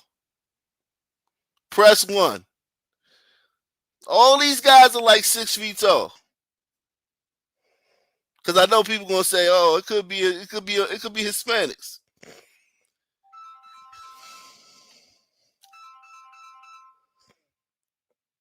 You're never going to get that many 6-foot Hispanics in one place, unless you're talking about the Puerto Rican national basketball team. You ain't never gonna get this many 6-foot Hispanics in one place. It's impossible. These are niggas under the masks. I've never seen more than like 1 or 2 6-foot tall Hispanics in one place at once. And I worked at Home Depot for 8 years. I worked at Home Depot for 8 years. I don't know if I've ever seen more than one 6-foot Hispanic in the same place at the same time.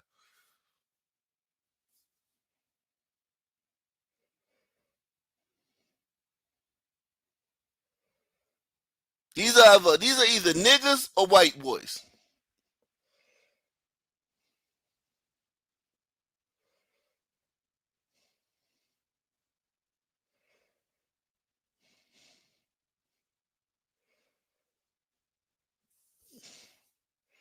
Yeah, they move like sons, but some people want to say they could be Latino. You can't tell because them, they mask, and you don't know.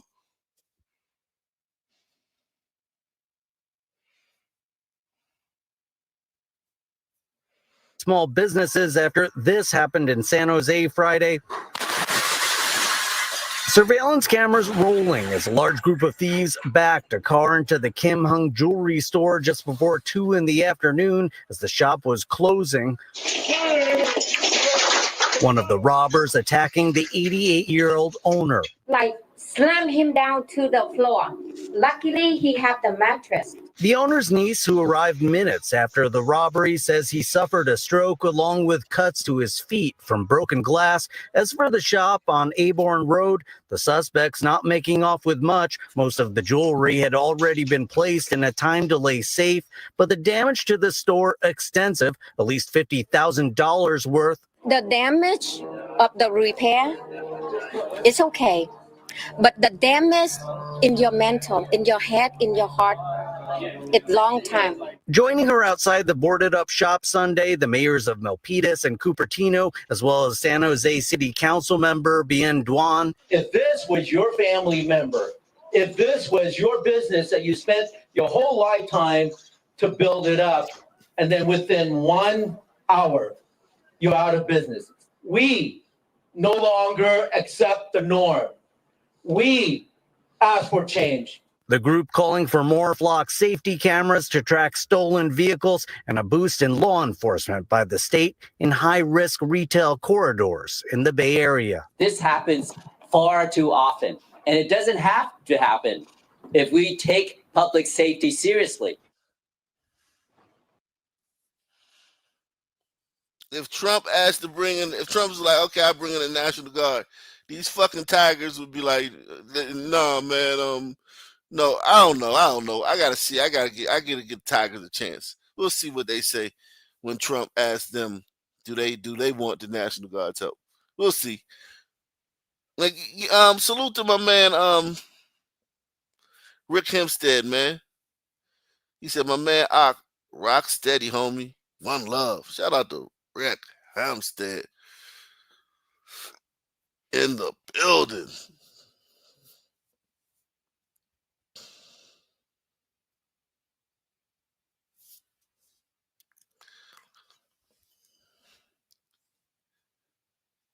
He said San Jose is his hometown.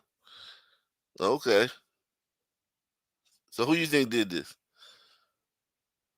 Give me another city, man. Give me another city, man. Let's see what niggas is doing besides celebrating Charlie Kirk's death.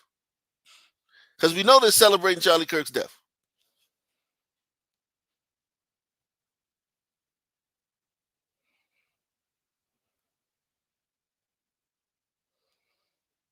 Let's see what niggas are doing besides celebrating Charlie Kirk's death.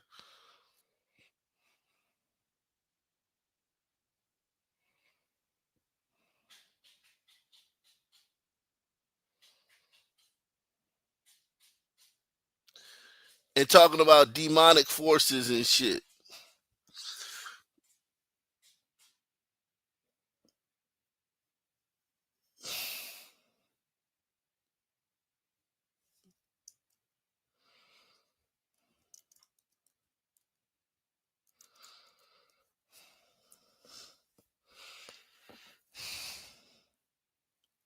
And spreading hate.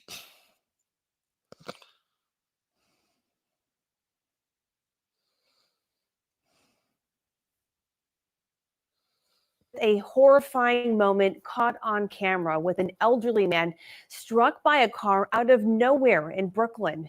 News 12's Mike Lamore, speaking to neighbors as a teenage driver, is now in custody. This man didn't even see it coming. Watch this gut-wrenching video as the 71-year-old stands next to a light pole when, out of nowhere, a car plows straight through, slamming right into him. This is really wild. Not a scratch on him. That nigga don't have a scratch on him. Did you see him get up and run from the scene? With an elderly man struck by a car out of nowhere in Brooklyn. News 12's Mike. Yo, not a scratch on him. All the fucking pain he caused. I mean, destruction he caused. And if he get a mammy judge, and if he get a black woman judge, he might not even do no time for this shit. So he may have done this shit, don't got a scratch on him, hopped out the car, did a 100-meter dash, and he might not even do any fucking time for this shit if he gets a black woman judge. Press 1. Out of nowhere, a car plows straight through, slamming right into him. This is really wild in New York City. Like, this is wild. Like, it's like so like sick. Just it's crazy. It's not safe. It's not cute. It's a lot of people walking around in the community. It's just crazy. Police say the driver, just 15 years old, was speeding down Pennsylvania Avenue and Hegman in East New York just before 10 this morning. Video captures him bolting from the car. Seconds, at least 4 police cruisers swarm in. I'm not used to people just, running from the cops and then crashing into a pole after. Traffic crews rush to remove the massive street sign stretching across the street. The car still sits at the scene, its engine crushed and windshield shattered. Police wouldn't say if officers were in active pursuit of the vehicle at the time of the collision, but take a look at this license plate. It's from South Dakota.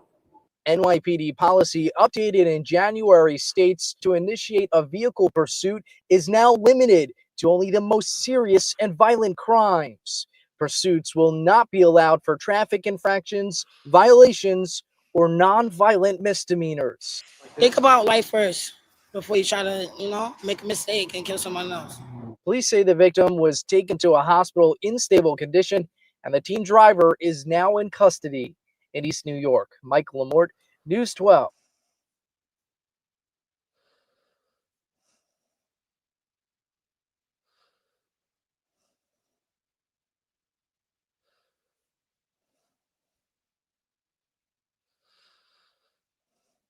Good Friday morning, and thank you so much for waking up with us here on News 12 The Bronx. I'm Nadia Galindo. We have breaking new information this morning on the deadly stabbing in Mott Haven. News 12's Brittany Cadet joining us now from the 40th precinct with what we just learned about the victim and the killer police are now searching for. Brittany. Yeah, Nadia, police tell us 27-year-old Tyquise Bell is who was stabbed to death yesterday. Tyquise Bell. In Mott Haven, and this all happened in broad daylight over just steps away from where he lived. So just a horrific incident altogether. But police say that they were called to the intersection at around 4 p.m. at East 138th Street and Cypress Avenue. That's where they found Bell stabbed in the chest. He was rushed to NYC Health and Hospitals Lincoln, where he later died. And yesterday at the scene, Mott Haven residents were shocked to hear the news. Oh, he's young. Oh, that hurts. Wow, that could have been a brother. That could have been a father. That could have been sad. I hate to hear stuff like that. I really do. Yeah, definitely some shocking news in the community, but police say right now that they are still searching for the person responsible. But what we do know right now about that person that ran away after stabbing Bell is that he was last seen wearing all black. For now, we're live here at the 40th precinct. I'm Brittany Cadet, News 12, The Bronx. Developing this morning, a Queens woman shot dead inside her home. The shooter still on the loose. Let's get right out to Julie Millay, who's live on the scene in East Elmhurst with the very latest. Julie. Well, John, we know police are still trying to figure out who shot this 21-year-old woman and why. We're standing in front of the apartment complex here where it happened, and you can see there's still police activity here. This street, we're on 96th Street, not too far from Astoria Boulevard, still blocked off by police tape, and we still see police walking in and around of the alley near the apartment building where this happened. Now, a neighbor earlier off camera told me he believed this happened in the basement of this apartment building, but we're still waiting for many of those details from police. Here's what we can tell you so far. It was around 9:30 last night when police tell us they got a 911 call here for a possible assault on 96th Street. When they got here, they found 21-year-old Deshauna Donovan shot. She had been shot in the head, and they pronounced her dead on the scene.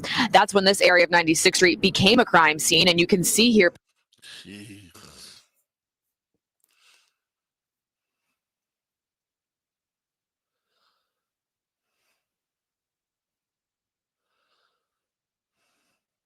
A horrifying moment caught on. Jeez. You niggas are murderous. An exclusive surveillance video showing two people robbing victims at gunpoint in Highbridge. News 12's Tim Harfman spoke with witnesses and concerned residents. Surveillance video shows two people getting out of a car and following one person, then walk around the corner and point a gun into a bodega. Seconds later, the gunmen run out of the corner store and into the car. This all unfolded in about 1 minute. We showed the video to Highbridge residents who have mixed reactions. It's the same thing. This happens all the time. It's nothing new. It's shocking because it's like, it shouldn't happen to anyone. It happened shortly after 10 o'clock Saturday night on the corner of Ogden Avenue and West 170th Street. Police say the two thieves pointed a gun at their victims and stole jewelry from a 46-year-old man and a 47-year-old woman. Joshua says he saw the woman talking to police. The lady just looked, like, Yeah, the lady was very shocked. she looked like she was in distress. I seen that. And I was like, oh.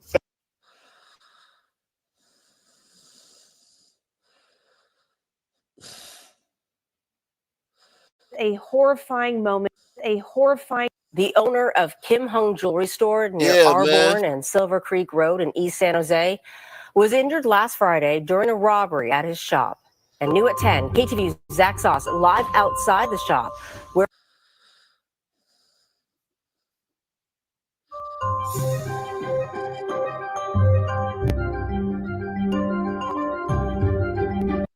A vigil will be held tonight for a couple tortured and murdered in their home in Queens. This as we learn new details about the alleged killer and his movements in the days after the killing. Eyewitness News reporter Darla Miles is live in Belrose with the latest. Darla? Shade, this community refuses to let the events of the last 5 days overshadow the lives of Frank and Maureen Olton and how much they were loved by their friends and family.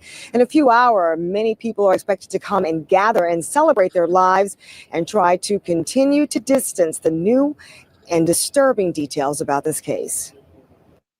Last night, as you know, Jamil McCriff was arraigned and remanded on a criminal complaint charging him with multiple counts of first-degree murder. Queens District Attorney Melinda Katz Friday morning with more on the investigation into the murders of Frank and Maureen Olton that sadly become more depraved and more heartbreaking with each new detail. The male victim died, as you know, due to multiple stab wounds to his torso. The female victim suffered fractured larynx and was badly burned and inhaled soot. The autopsy revealing that the 77-year-old mother and grandmother was still alive when the fire was intentionally set to conceal the burglary, robbery, and kidnapping at their home that investigators say 42-year-old Jamil McGriff confessed to, telling officers, "I'll admit it, I killed them. I don't give an expletive. I killed them. I burnt the expletive." And he called them niggas. He called them niggas.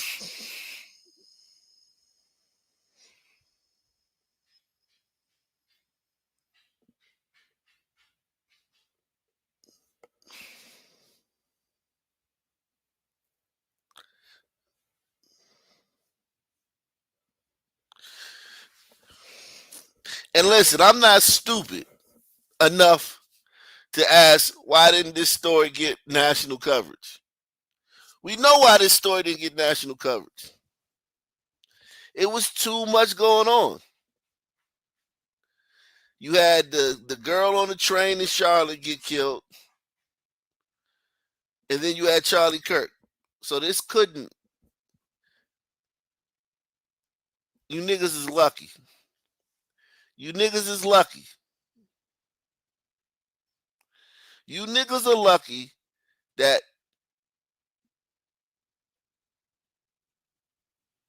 the nation didn't get to see this. Because y'all running around talking about Charlie Kirk as the demonic force. He's a demon. He's evil. He was evil.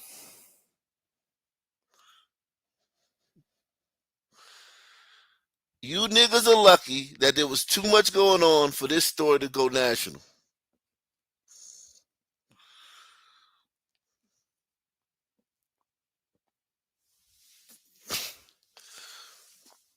No talk of hate crime. There ain't been one word uttered. We covered this.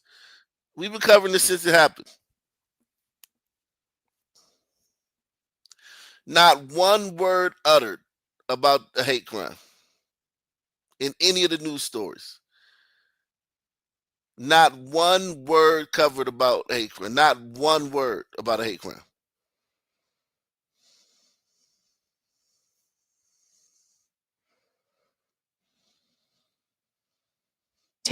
The male victim died, as you know, due to multiple stab wounds to his torso. The female victim suffered fractured larynx and was badly burned and inhaled soot. The autopsy revealing that the 77-year-old mother and grandmother was still alive when the fire was intentionally set to conceal the burglary, robbery, and kidnapping at their home that investigators say 42-year-old Jamil McGriff confessed to, telling officers, "I'll admit it, I killed them. I don't give an expletive. I killed them. I burnt the expletive." The things that we can corroborate is that he did kill them. That is quite clear from the evidence. Investigators now believe Frank Olton was simply in his backyard Monday morning around 10 as McGriff was casing the block.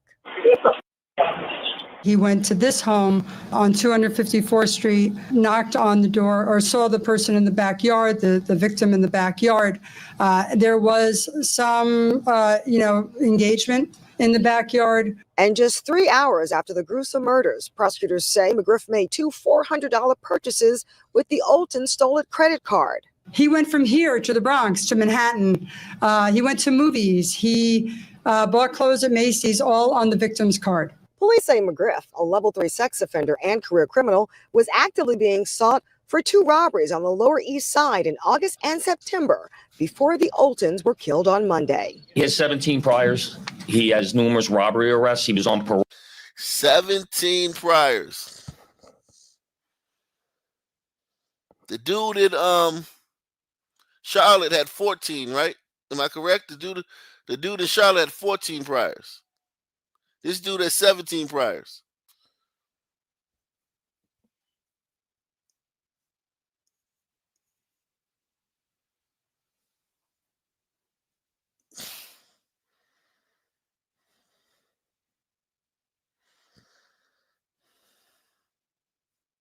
Role for robbery.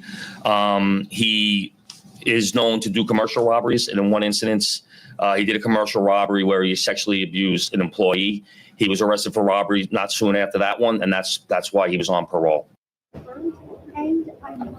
Now, this is a live look outside of the Olden home here in Belrose. You can see two NYPD officers, a beautiful memorial here at the corner at the intersection of 87th Drive and 254th Street. This is where, again, friends, family, and even some elected officials, a massive gathering expected tonight for a vigil that will start at 7:30 p.m.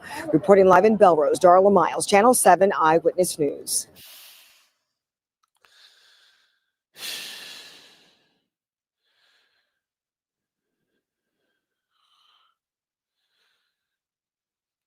You want to see Australia?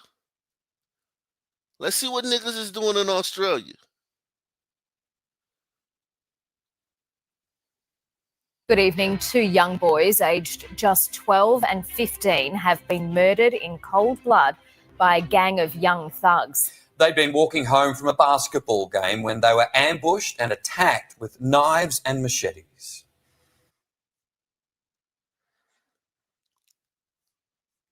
Let's see what niggas are doing in Australia. Good evening. Two young boys aged just 12 and 15 have been murdered in cold blood by a gang of young thugs. They'd been walking home from a basketball game when they were ambushed and attacked with knives and machetes. Mustering so much courage. My son. Father's Day. Now forever the day Albino Aquang found out his son had been murdered. That was my... What are these niggas doing in Australia? And make sure y'all support the channel, man. Take the $5, the $10, the $20 challenge, support the show. I know it's enthralling watching this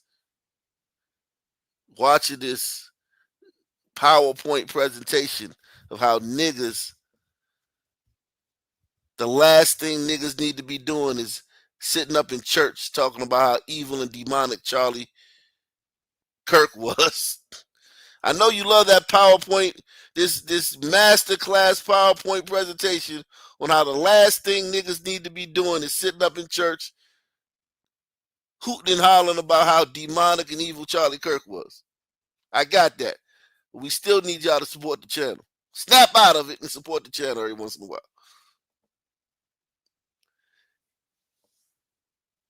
Australia.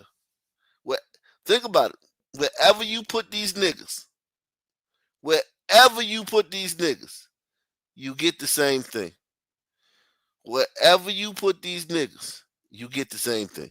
Good evening. Two young boys aged just 12 and 15 have been murdered in cold blood by a gang of young thugs. They'd been walking home from a basketball game when they were ambushed and attacked with knives and machetes. Mustering so much courage. My son. Father's Day. Now forever the day Albino Aquang found out his son had been murdered. That was my only son. I got three daughters and one son. Around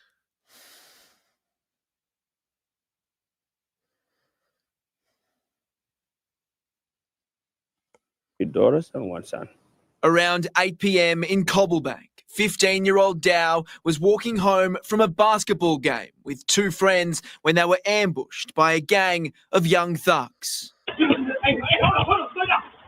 They piled out of an SUV, armed with large knives and machetes, chasing Dow and also 12-year-old Chol before brutally murdering both boys. The third got away. Think about that third dude that got away. Shit. That nigga was his adrenaline, man. Salute to him, yo. This is like some tribal shit. This is like some jungle shit. Jumping out with fucking machetes and shit. I think guns, they got like, they real tough on guns down there. Chase you down with machetes and hack you to death. And I heard a lot of black people this week talking about Charlie was pro Second Amendment. So it's karma that he went out the way he did, because he was against bans on guns. Press one if you've heard that. That, you know, a lot of people on the left, you know, white liberals, upset that Charlie was pro-gun, and he felt like bans on guns. He was against, you know, banning guns and taking away Second Amendment rights. Well, if you look at here in Australia and you look at England, it doesn't make a difference. The people who are doing the killing, niggas, moon crickets, porch monkeys, are still going to find a way to do the killing, even if you ban guns. Even if you take all the guns away, these soulless proto-humans will still find ways to kill each other.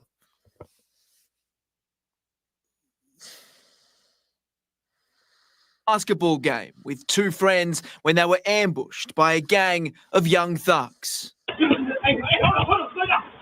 They piled out of an SUV, armed with large knives and machetes, chasing Dow and also 12-year-old Chol before brutally murdering both boys. The third got away.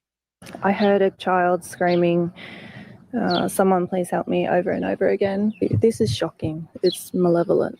I was at work. Got a phone call from my daughter. There's a couple kids been killed.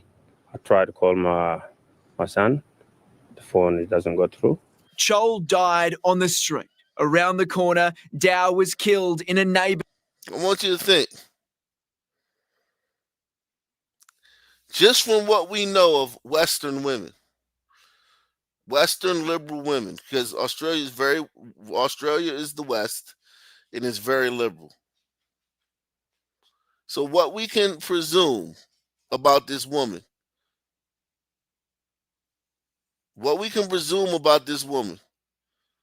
is that she, you know, she feels like anybody speaking out against mass immigration is a racist.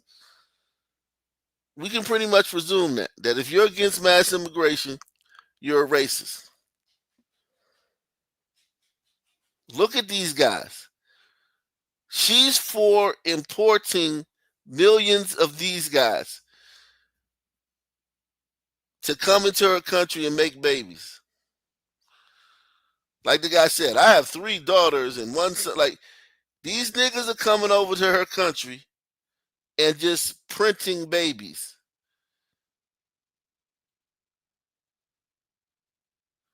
And if anyone in her country says something, hey man, maybe we need to slow this down a little bit, she's going to call them a racist.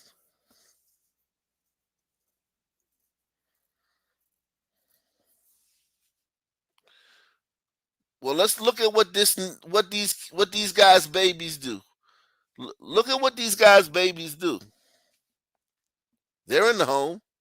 These fathers are in the home. These fathers are in the home. These are Africans. Fathers in the home.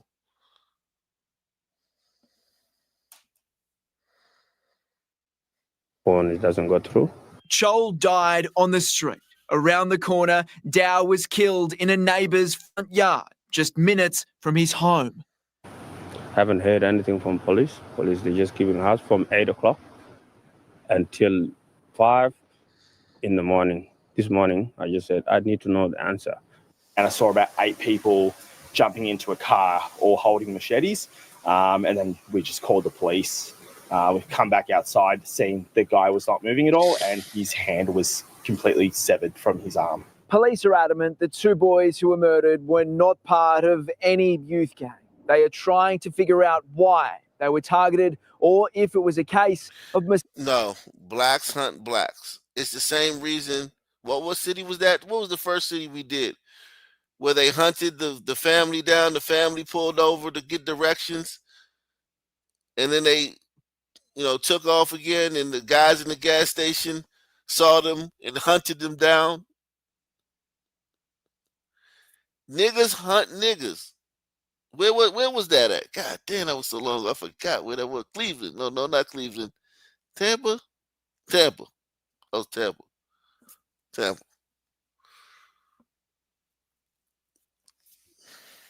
Yeah. Niggas hunt niggas, man. They just hunted them niggas down. It's in their DNA. This type of behavior is in their DNA. And y'all trying to figure it out. These white people trying to figure it out without considering DNA. Wasting all these people tax dollars trying to figure it out without considering DNA. Completely ruling out DNA and wasting a gazillion tax dollars studying this shit, trying to figure it out. And completely ruling out DNA. We just called the police. We've come back outside, seen the guy was not moving at all, and his hand was completely severed from his arm. Police are adamant the two boys who were murdered were not part of any youth gang. They are trying to figure out why they were targeted or if it was a case of mistaken identity. Dow is being remembered as a talented basketballer,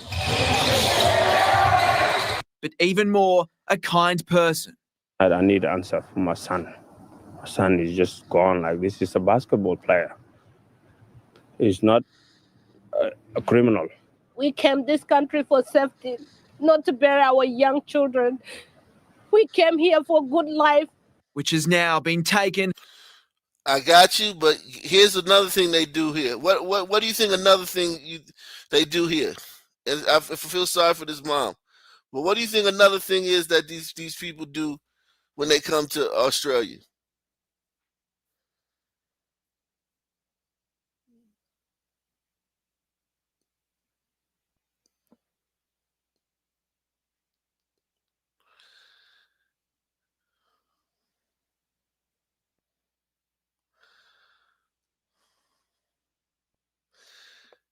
I mean, they gaslight the whites about being racism.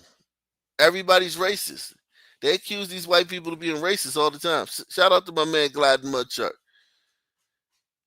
These people accuse the whites of being racist all the time.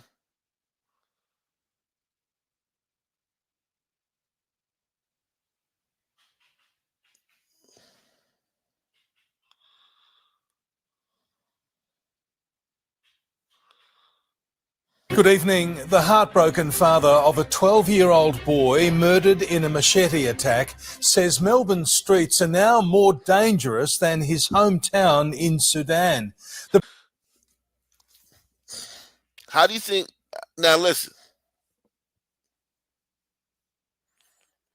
These white people going to spend millions of dollars trying to figure this out. But Black Columbo is on the case. Y'all can be my assistants on this investigation. You guys can be my apprentices on this investigation. Good evening. The heartbroken father of a 12-year-old boy murdered in a machete attack says Melbourne streets are now more dangerous than his hometown in Sudan. The Premier conceded more needs to be done to keep Victorians safe as tensions exploded on Spring Street.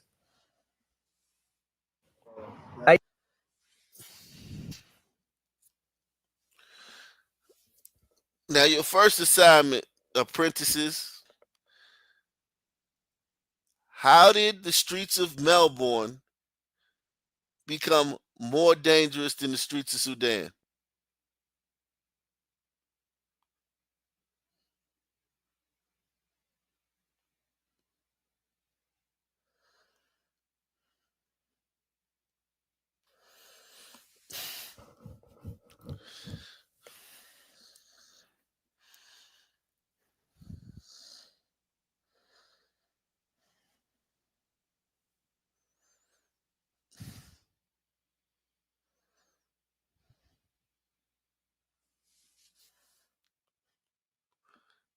Well, it's simple.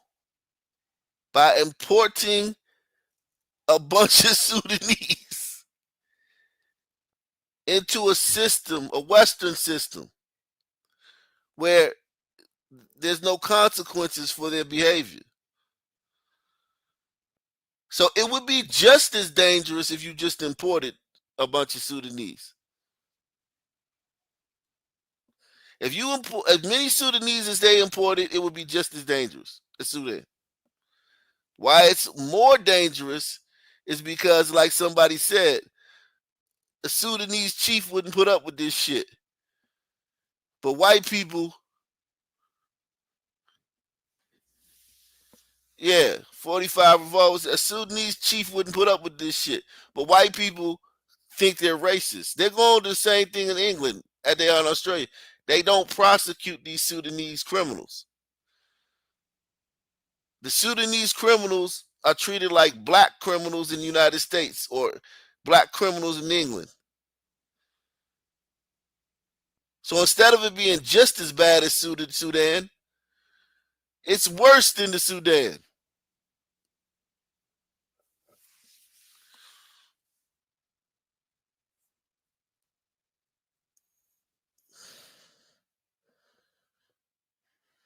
Good evening. The heartbroken father of a 12-year-old boy murdered in a machete attack says Melbourne streets are now more dangerous than his hometown in Sudan. The Premier conceded more needs to be done to keep Victorians safe as tensions exploded on Spring Street. A dad out for justice for his 12-year-old boy, the youngest victim of Melbourne's crime crisis. Where we coming from here to die? No. We came here for the safety and for... He's right too. He said they're not bringing in females. Yeah, they aren't bringing in females. That's a great point.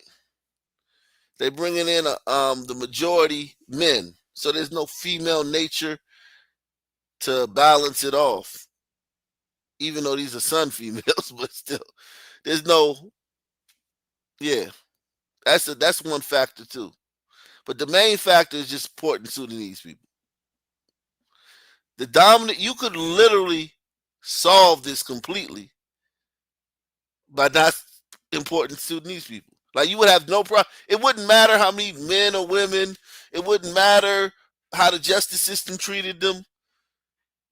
If you just stopped importing Sudanese, you would completely solve the problem. Press 1.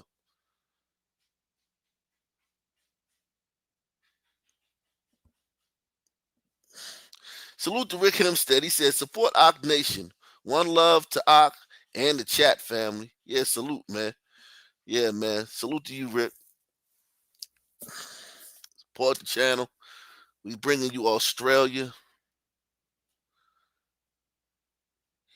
Huge story in Australia. I remember being a kid and watching Crocodile Dundee. I would have never imagined that this would be Australia one day. Remember Steve Irwin? Oh, Crocky. R.I.P. Steve Irwin too, man. Legend. Shout out to Steve Irwin. But now look at Australia. Look what's coming out of Australia now. The future of our children. Joel Archie and his 15-year-old friend Dao Akweng never made it home from basketball. I need him to be brought to the justice. Up to 8 offenders remain on the run, with police now investigating if the murder motive was a meme shared online. It's shocking. It's a shocking act of violence. The Premier. This happens all the time where they're from. They hack each other to death with machetes all the time where they're from, ma'am. And you're importing them. You're importing them like they're the fucking iPhone. Or like they're like a new fucking Dell HP computer and shit. You're importing them as if there's a market for them. Like they're all the craze. Like they're the new craze.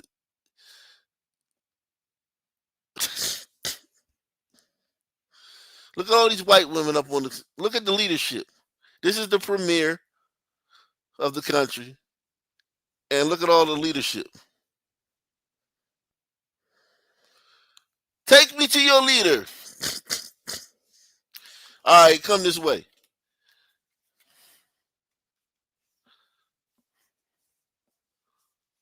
I didn't say take me to your leader's wives. I said take me to your leader. What would I want to meet with your leader's wives for? Actually, sir, these are the leaders. And what you just said was misogynist, man. Put your hands behind your back.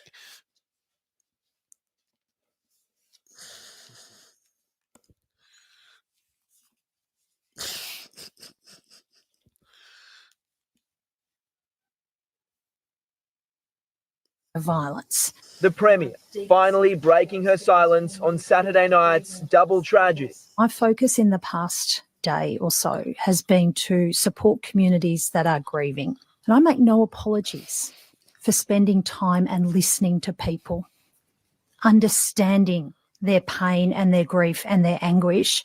Jacinta Allen will hold meetings with the South Sudanese community, spruiking a so-called... Yeah, take me to your bleeder. Take me to your bleeder. Facts. Jeez. Working group set up in 2022. So it's not working then, is it? Because the violence is escalating. Have we lost control of what's going on out there? Up in 2022. Sudanese community, spruiking a so-called working group set up in 2022. So it's not working then, is it? Because the violence is escalating. Have we lost control of what's going on out there? Ultimately, she's smiling. Bitch, what are you smiling for? And their grief and their anguish.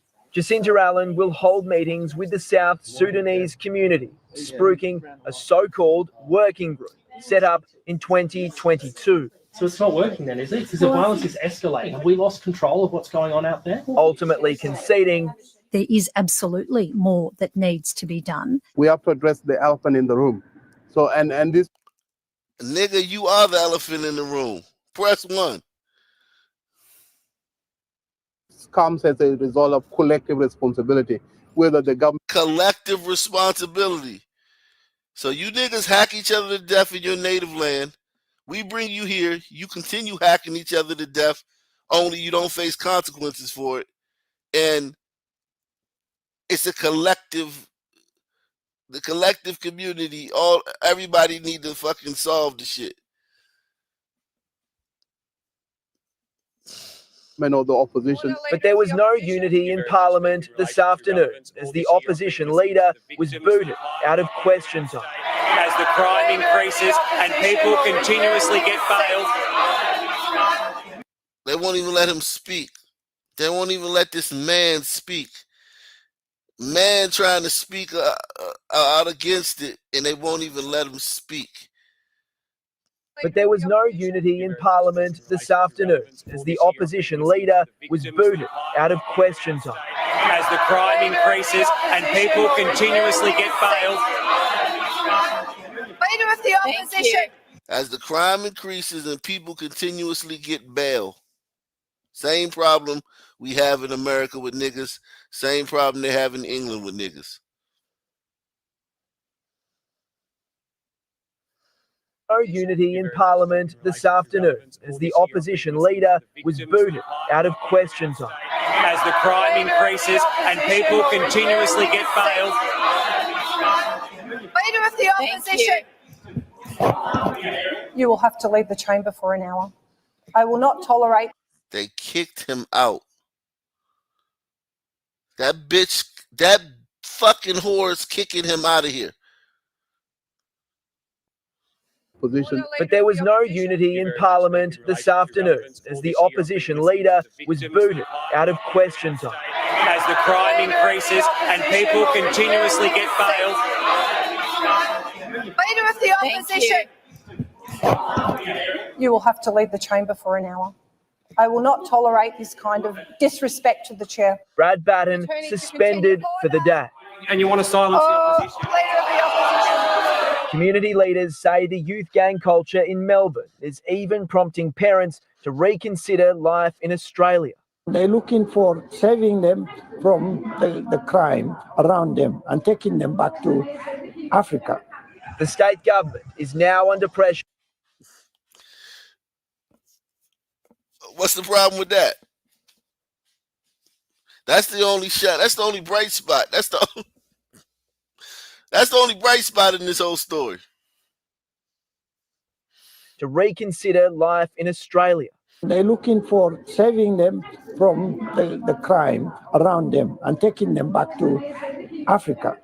The state government is now under pressure to introduce Jack's Law to strengthen police wanding powers, in line with Queensland, where 17-year-old Jack Beasley was murdered with a knife in 2019. The last meetings we had down there was some 12 months ago now, so we haven't heard much since, to be honest. Look, it will work in Victoria, and I have no doubt in my mind that it will save lives down there. Jordan Quinn, 7 News.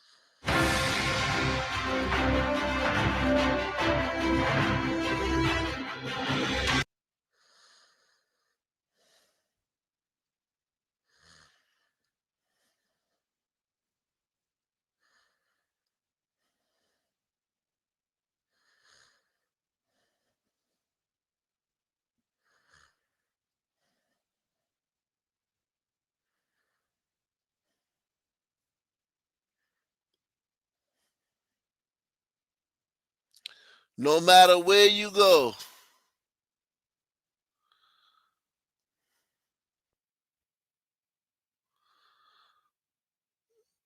they're hacking each other to death.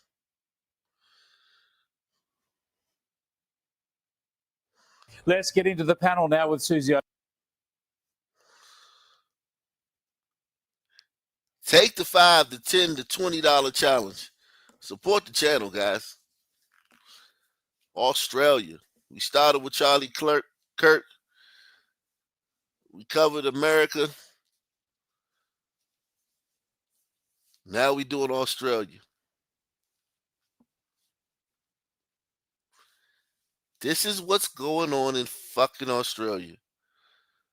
Unfucking believable. This shit is unbelievable.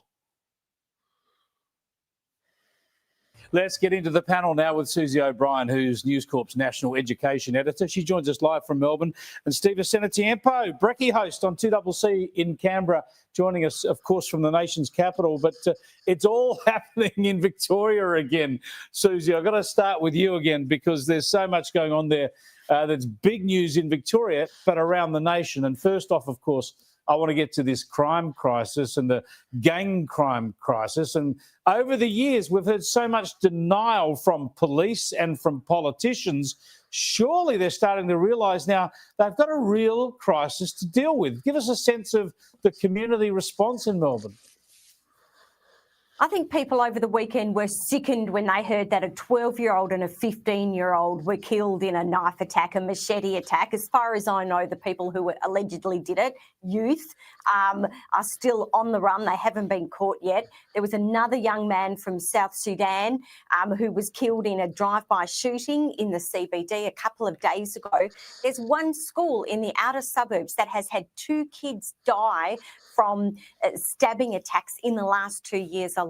No wonder some people from African countries are saying it's safer back home than it is on the streets of Melbourne. Think about this.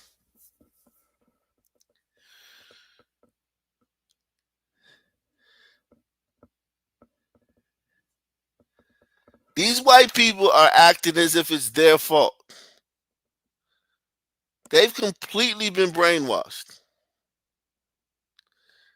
She says no wonder Africans want to leave because it's safer there.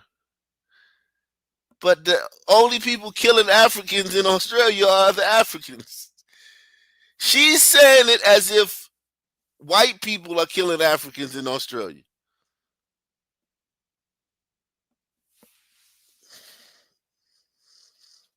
shooting in the CBD a couple of days ago.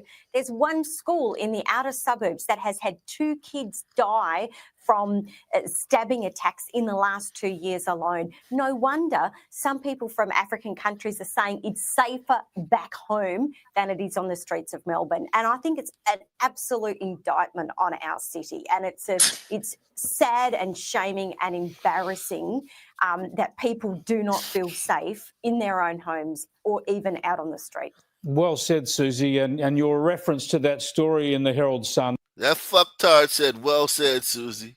My God. Yo, they might be worse than England. They might be worse. So I don't know. I got to do some more research. But they might be worse off than England, man. About African kids being sent to boarding school in Africa really hit home for me. I've had a bit to do with a school in Tanzania where a lot of Australians spend a lot of money helping Tanzanian kids get educated. But, Stephen, to think that kids raised in Melbourne in African-Australian families, their families are finding the money to somehow get them to boarding school back in Africa to get them away from both the risk of the crime and, of course, the whole gang scene. That surely is a cut-through moment with people reading about that today. It's extraordinary, isn't it? That you have people come to Australia to give their kids a better life, and they've got to send them back to where they came from to keep them safe. But I think there's a few things we need to acknowledge here. I mean, if we think about the gangland wars in Melbourne in the 80s and 90s and the bad old days of the Cross in Sydney in the 70s, organised crime and these gangs, they were less indiscriminate, and innocent people rarely got caught in the crossfire. But nowadays we're seeing... So he's talking about the white gangs back when Australia was a homogeneous white country. And he's comparing them to nowadays. Listen to this shit. Listen to this guy. He's talking about the gangs back in the 70s, the white gangs. He's comparing them to the gangs today. And they'll never, ever consider that it could be DNA. Scene. That surely is a cut-through moment with people reading about that today. It's extraordinary, isn't it? That you have people come to Australia to give their kids a better life, and they've got to send them back to where they came from to keep them safe. But I think there's a few things we need to acknowledge here. I mean, if we think about the gangland wars in Melbourne in the 80s and 90s and the bad old days of the Cross in Sydney in the 70s, organised crime and these gangs, they were less indiscriminate, and innocent people rarely got caught in the crossfire. But nowadays we're seeing rampant violence, and until we're willing to, one, call it out, call it what it is, secondly, acknowledge that there are certain ethnic groups involved, but more importantly, worry more about protecting people and keeping people safe than offending people, well, this is going to keep on going the way it is in this rampant fashion. Yeah, that is spot on. You've got to worry more about the crime and stopping the crime and getting offenders, not worrying about creating offence with the chattering classes. Now, the new opposition leader in Victoria strikes me as a bit of a wet lettuce, but he said the right thing on this today, I think. Every single time we have another incident in the state, the Premier's got another excuse on why she hasn't done anything. Premier, my message back to you is quite simple. Break bail-face jail. Give the police the resources they urgently need to keep the community safe, and make sure we've got sentencing that is in line with community expectations to keep these crooks off the street. That's what people want, Susie, and that's what people know works. Well, this latest attack on the 12 and 15-year-olds, which apparently was a case of mistaken identity, was perpetrated by young people with machetes. Now, we just had a machete ban that came into force about 2 weeks ago. Oh, they had a machete ban. So they banned machetes, so everything's all right. And yet they're blatantly, no one seems to care. No one seems to care about changes to the bail laws. No one seems to care about changes to the machete laws. So there has to be more done to keep people safe. Yeah, more police, more resources. I want to stay in Victoria, and Stephen, I'll get your thoughts from outside. More money. Same black time. Same black channel. We coming back tonight, man. We'll come back tonight, man. Cover the latest events, man. Great show, man. Salute to everybody who supported the show, man. Appreciate all you guys, man. Salute to all you guys.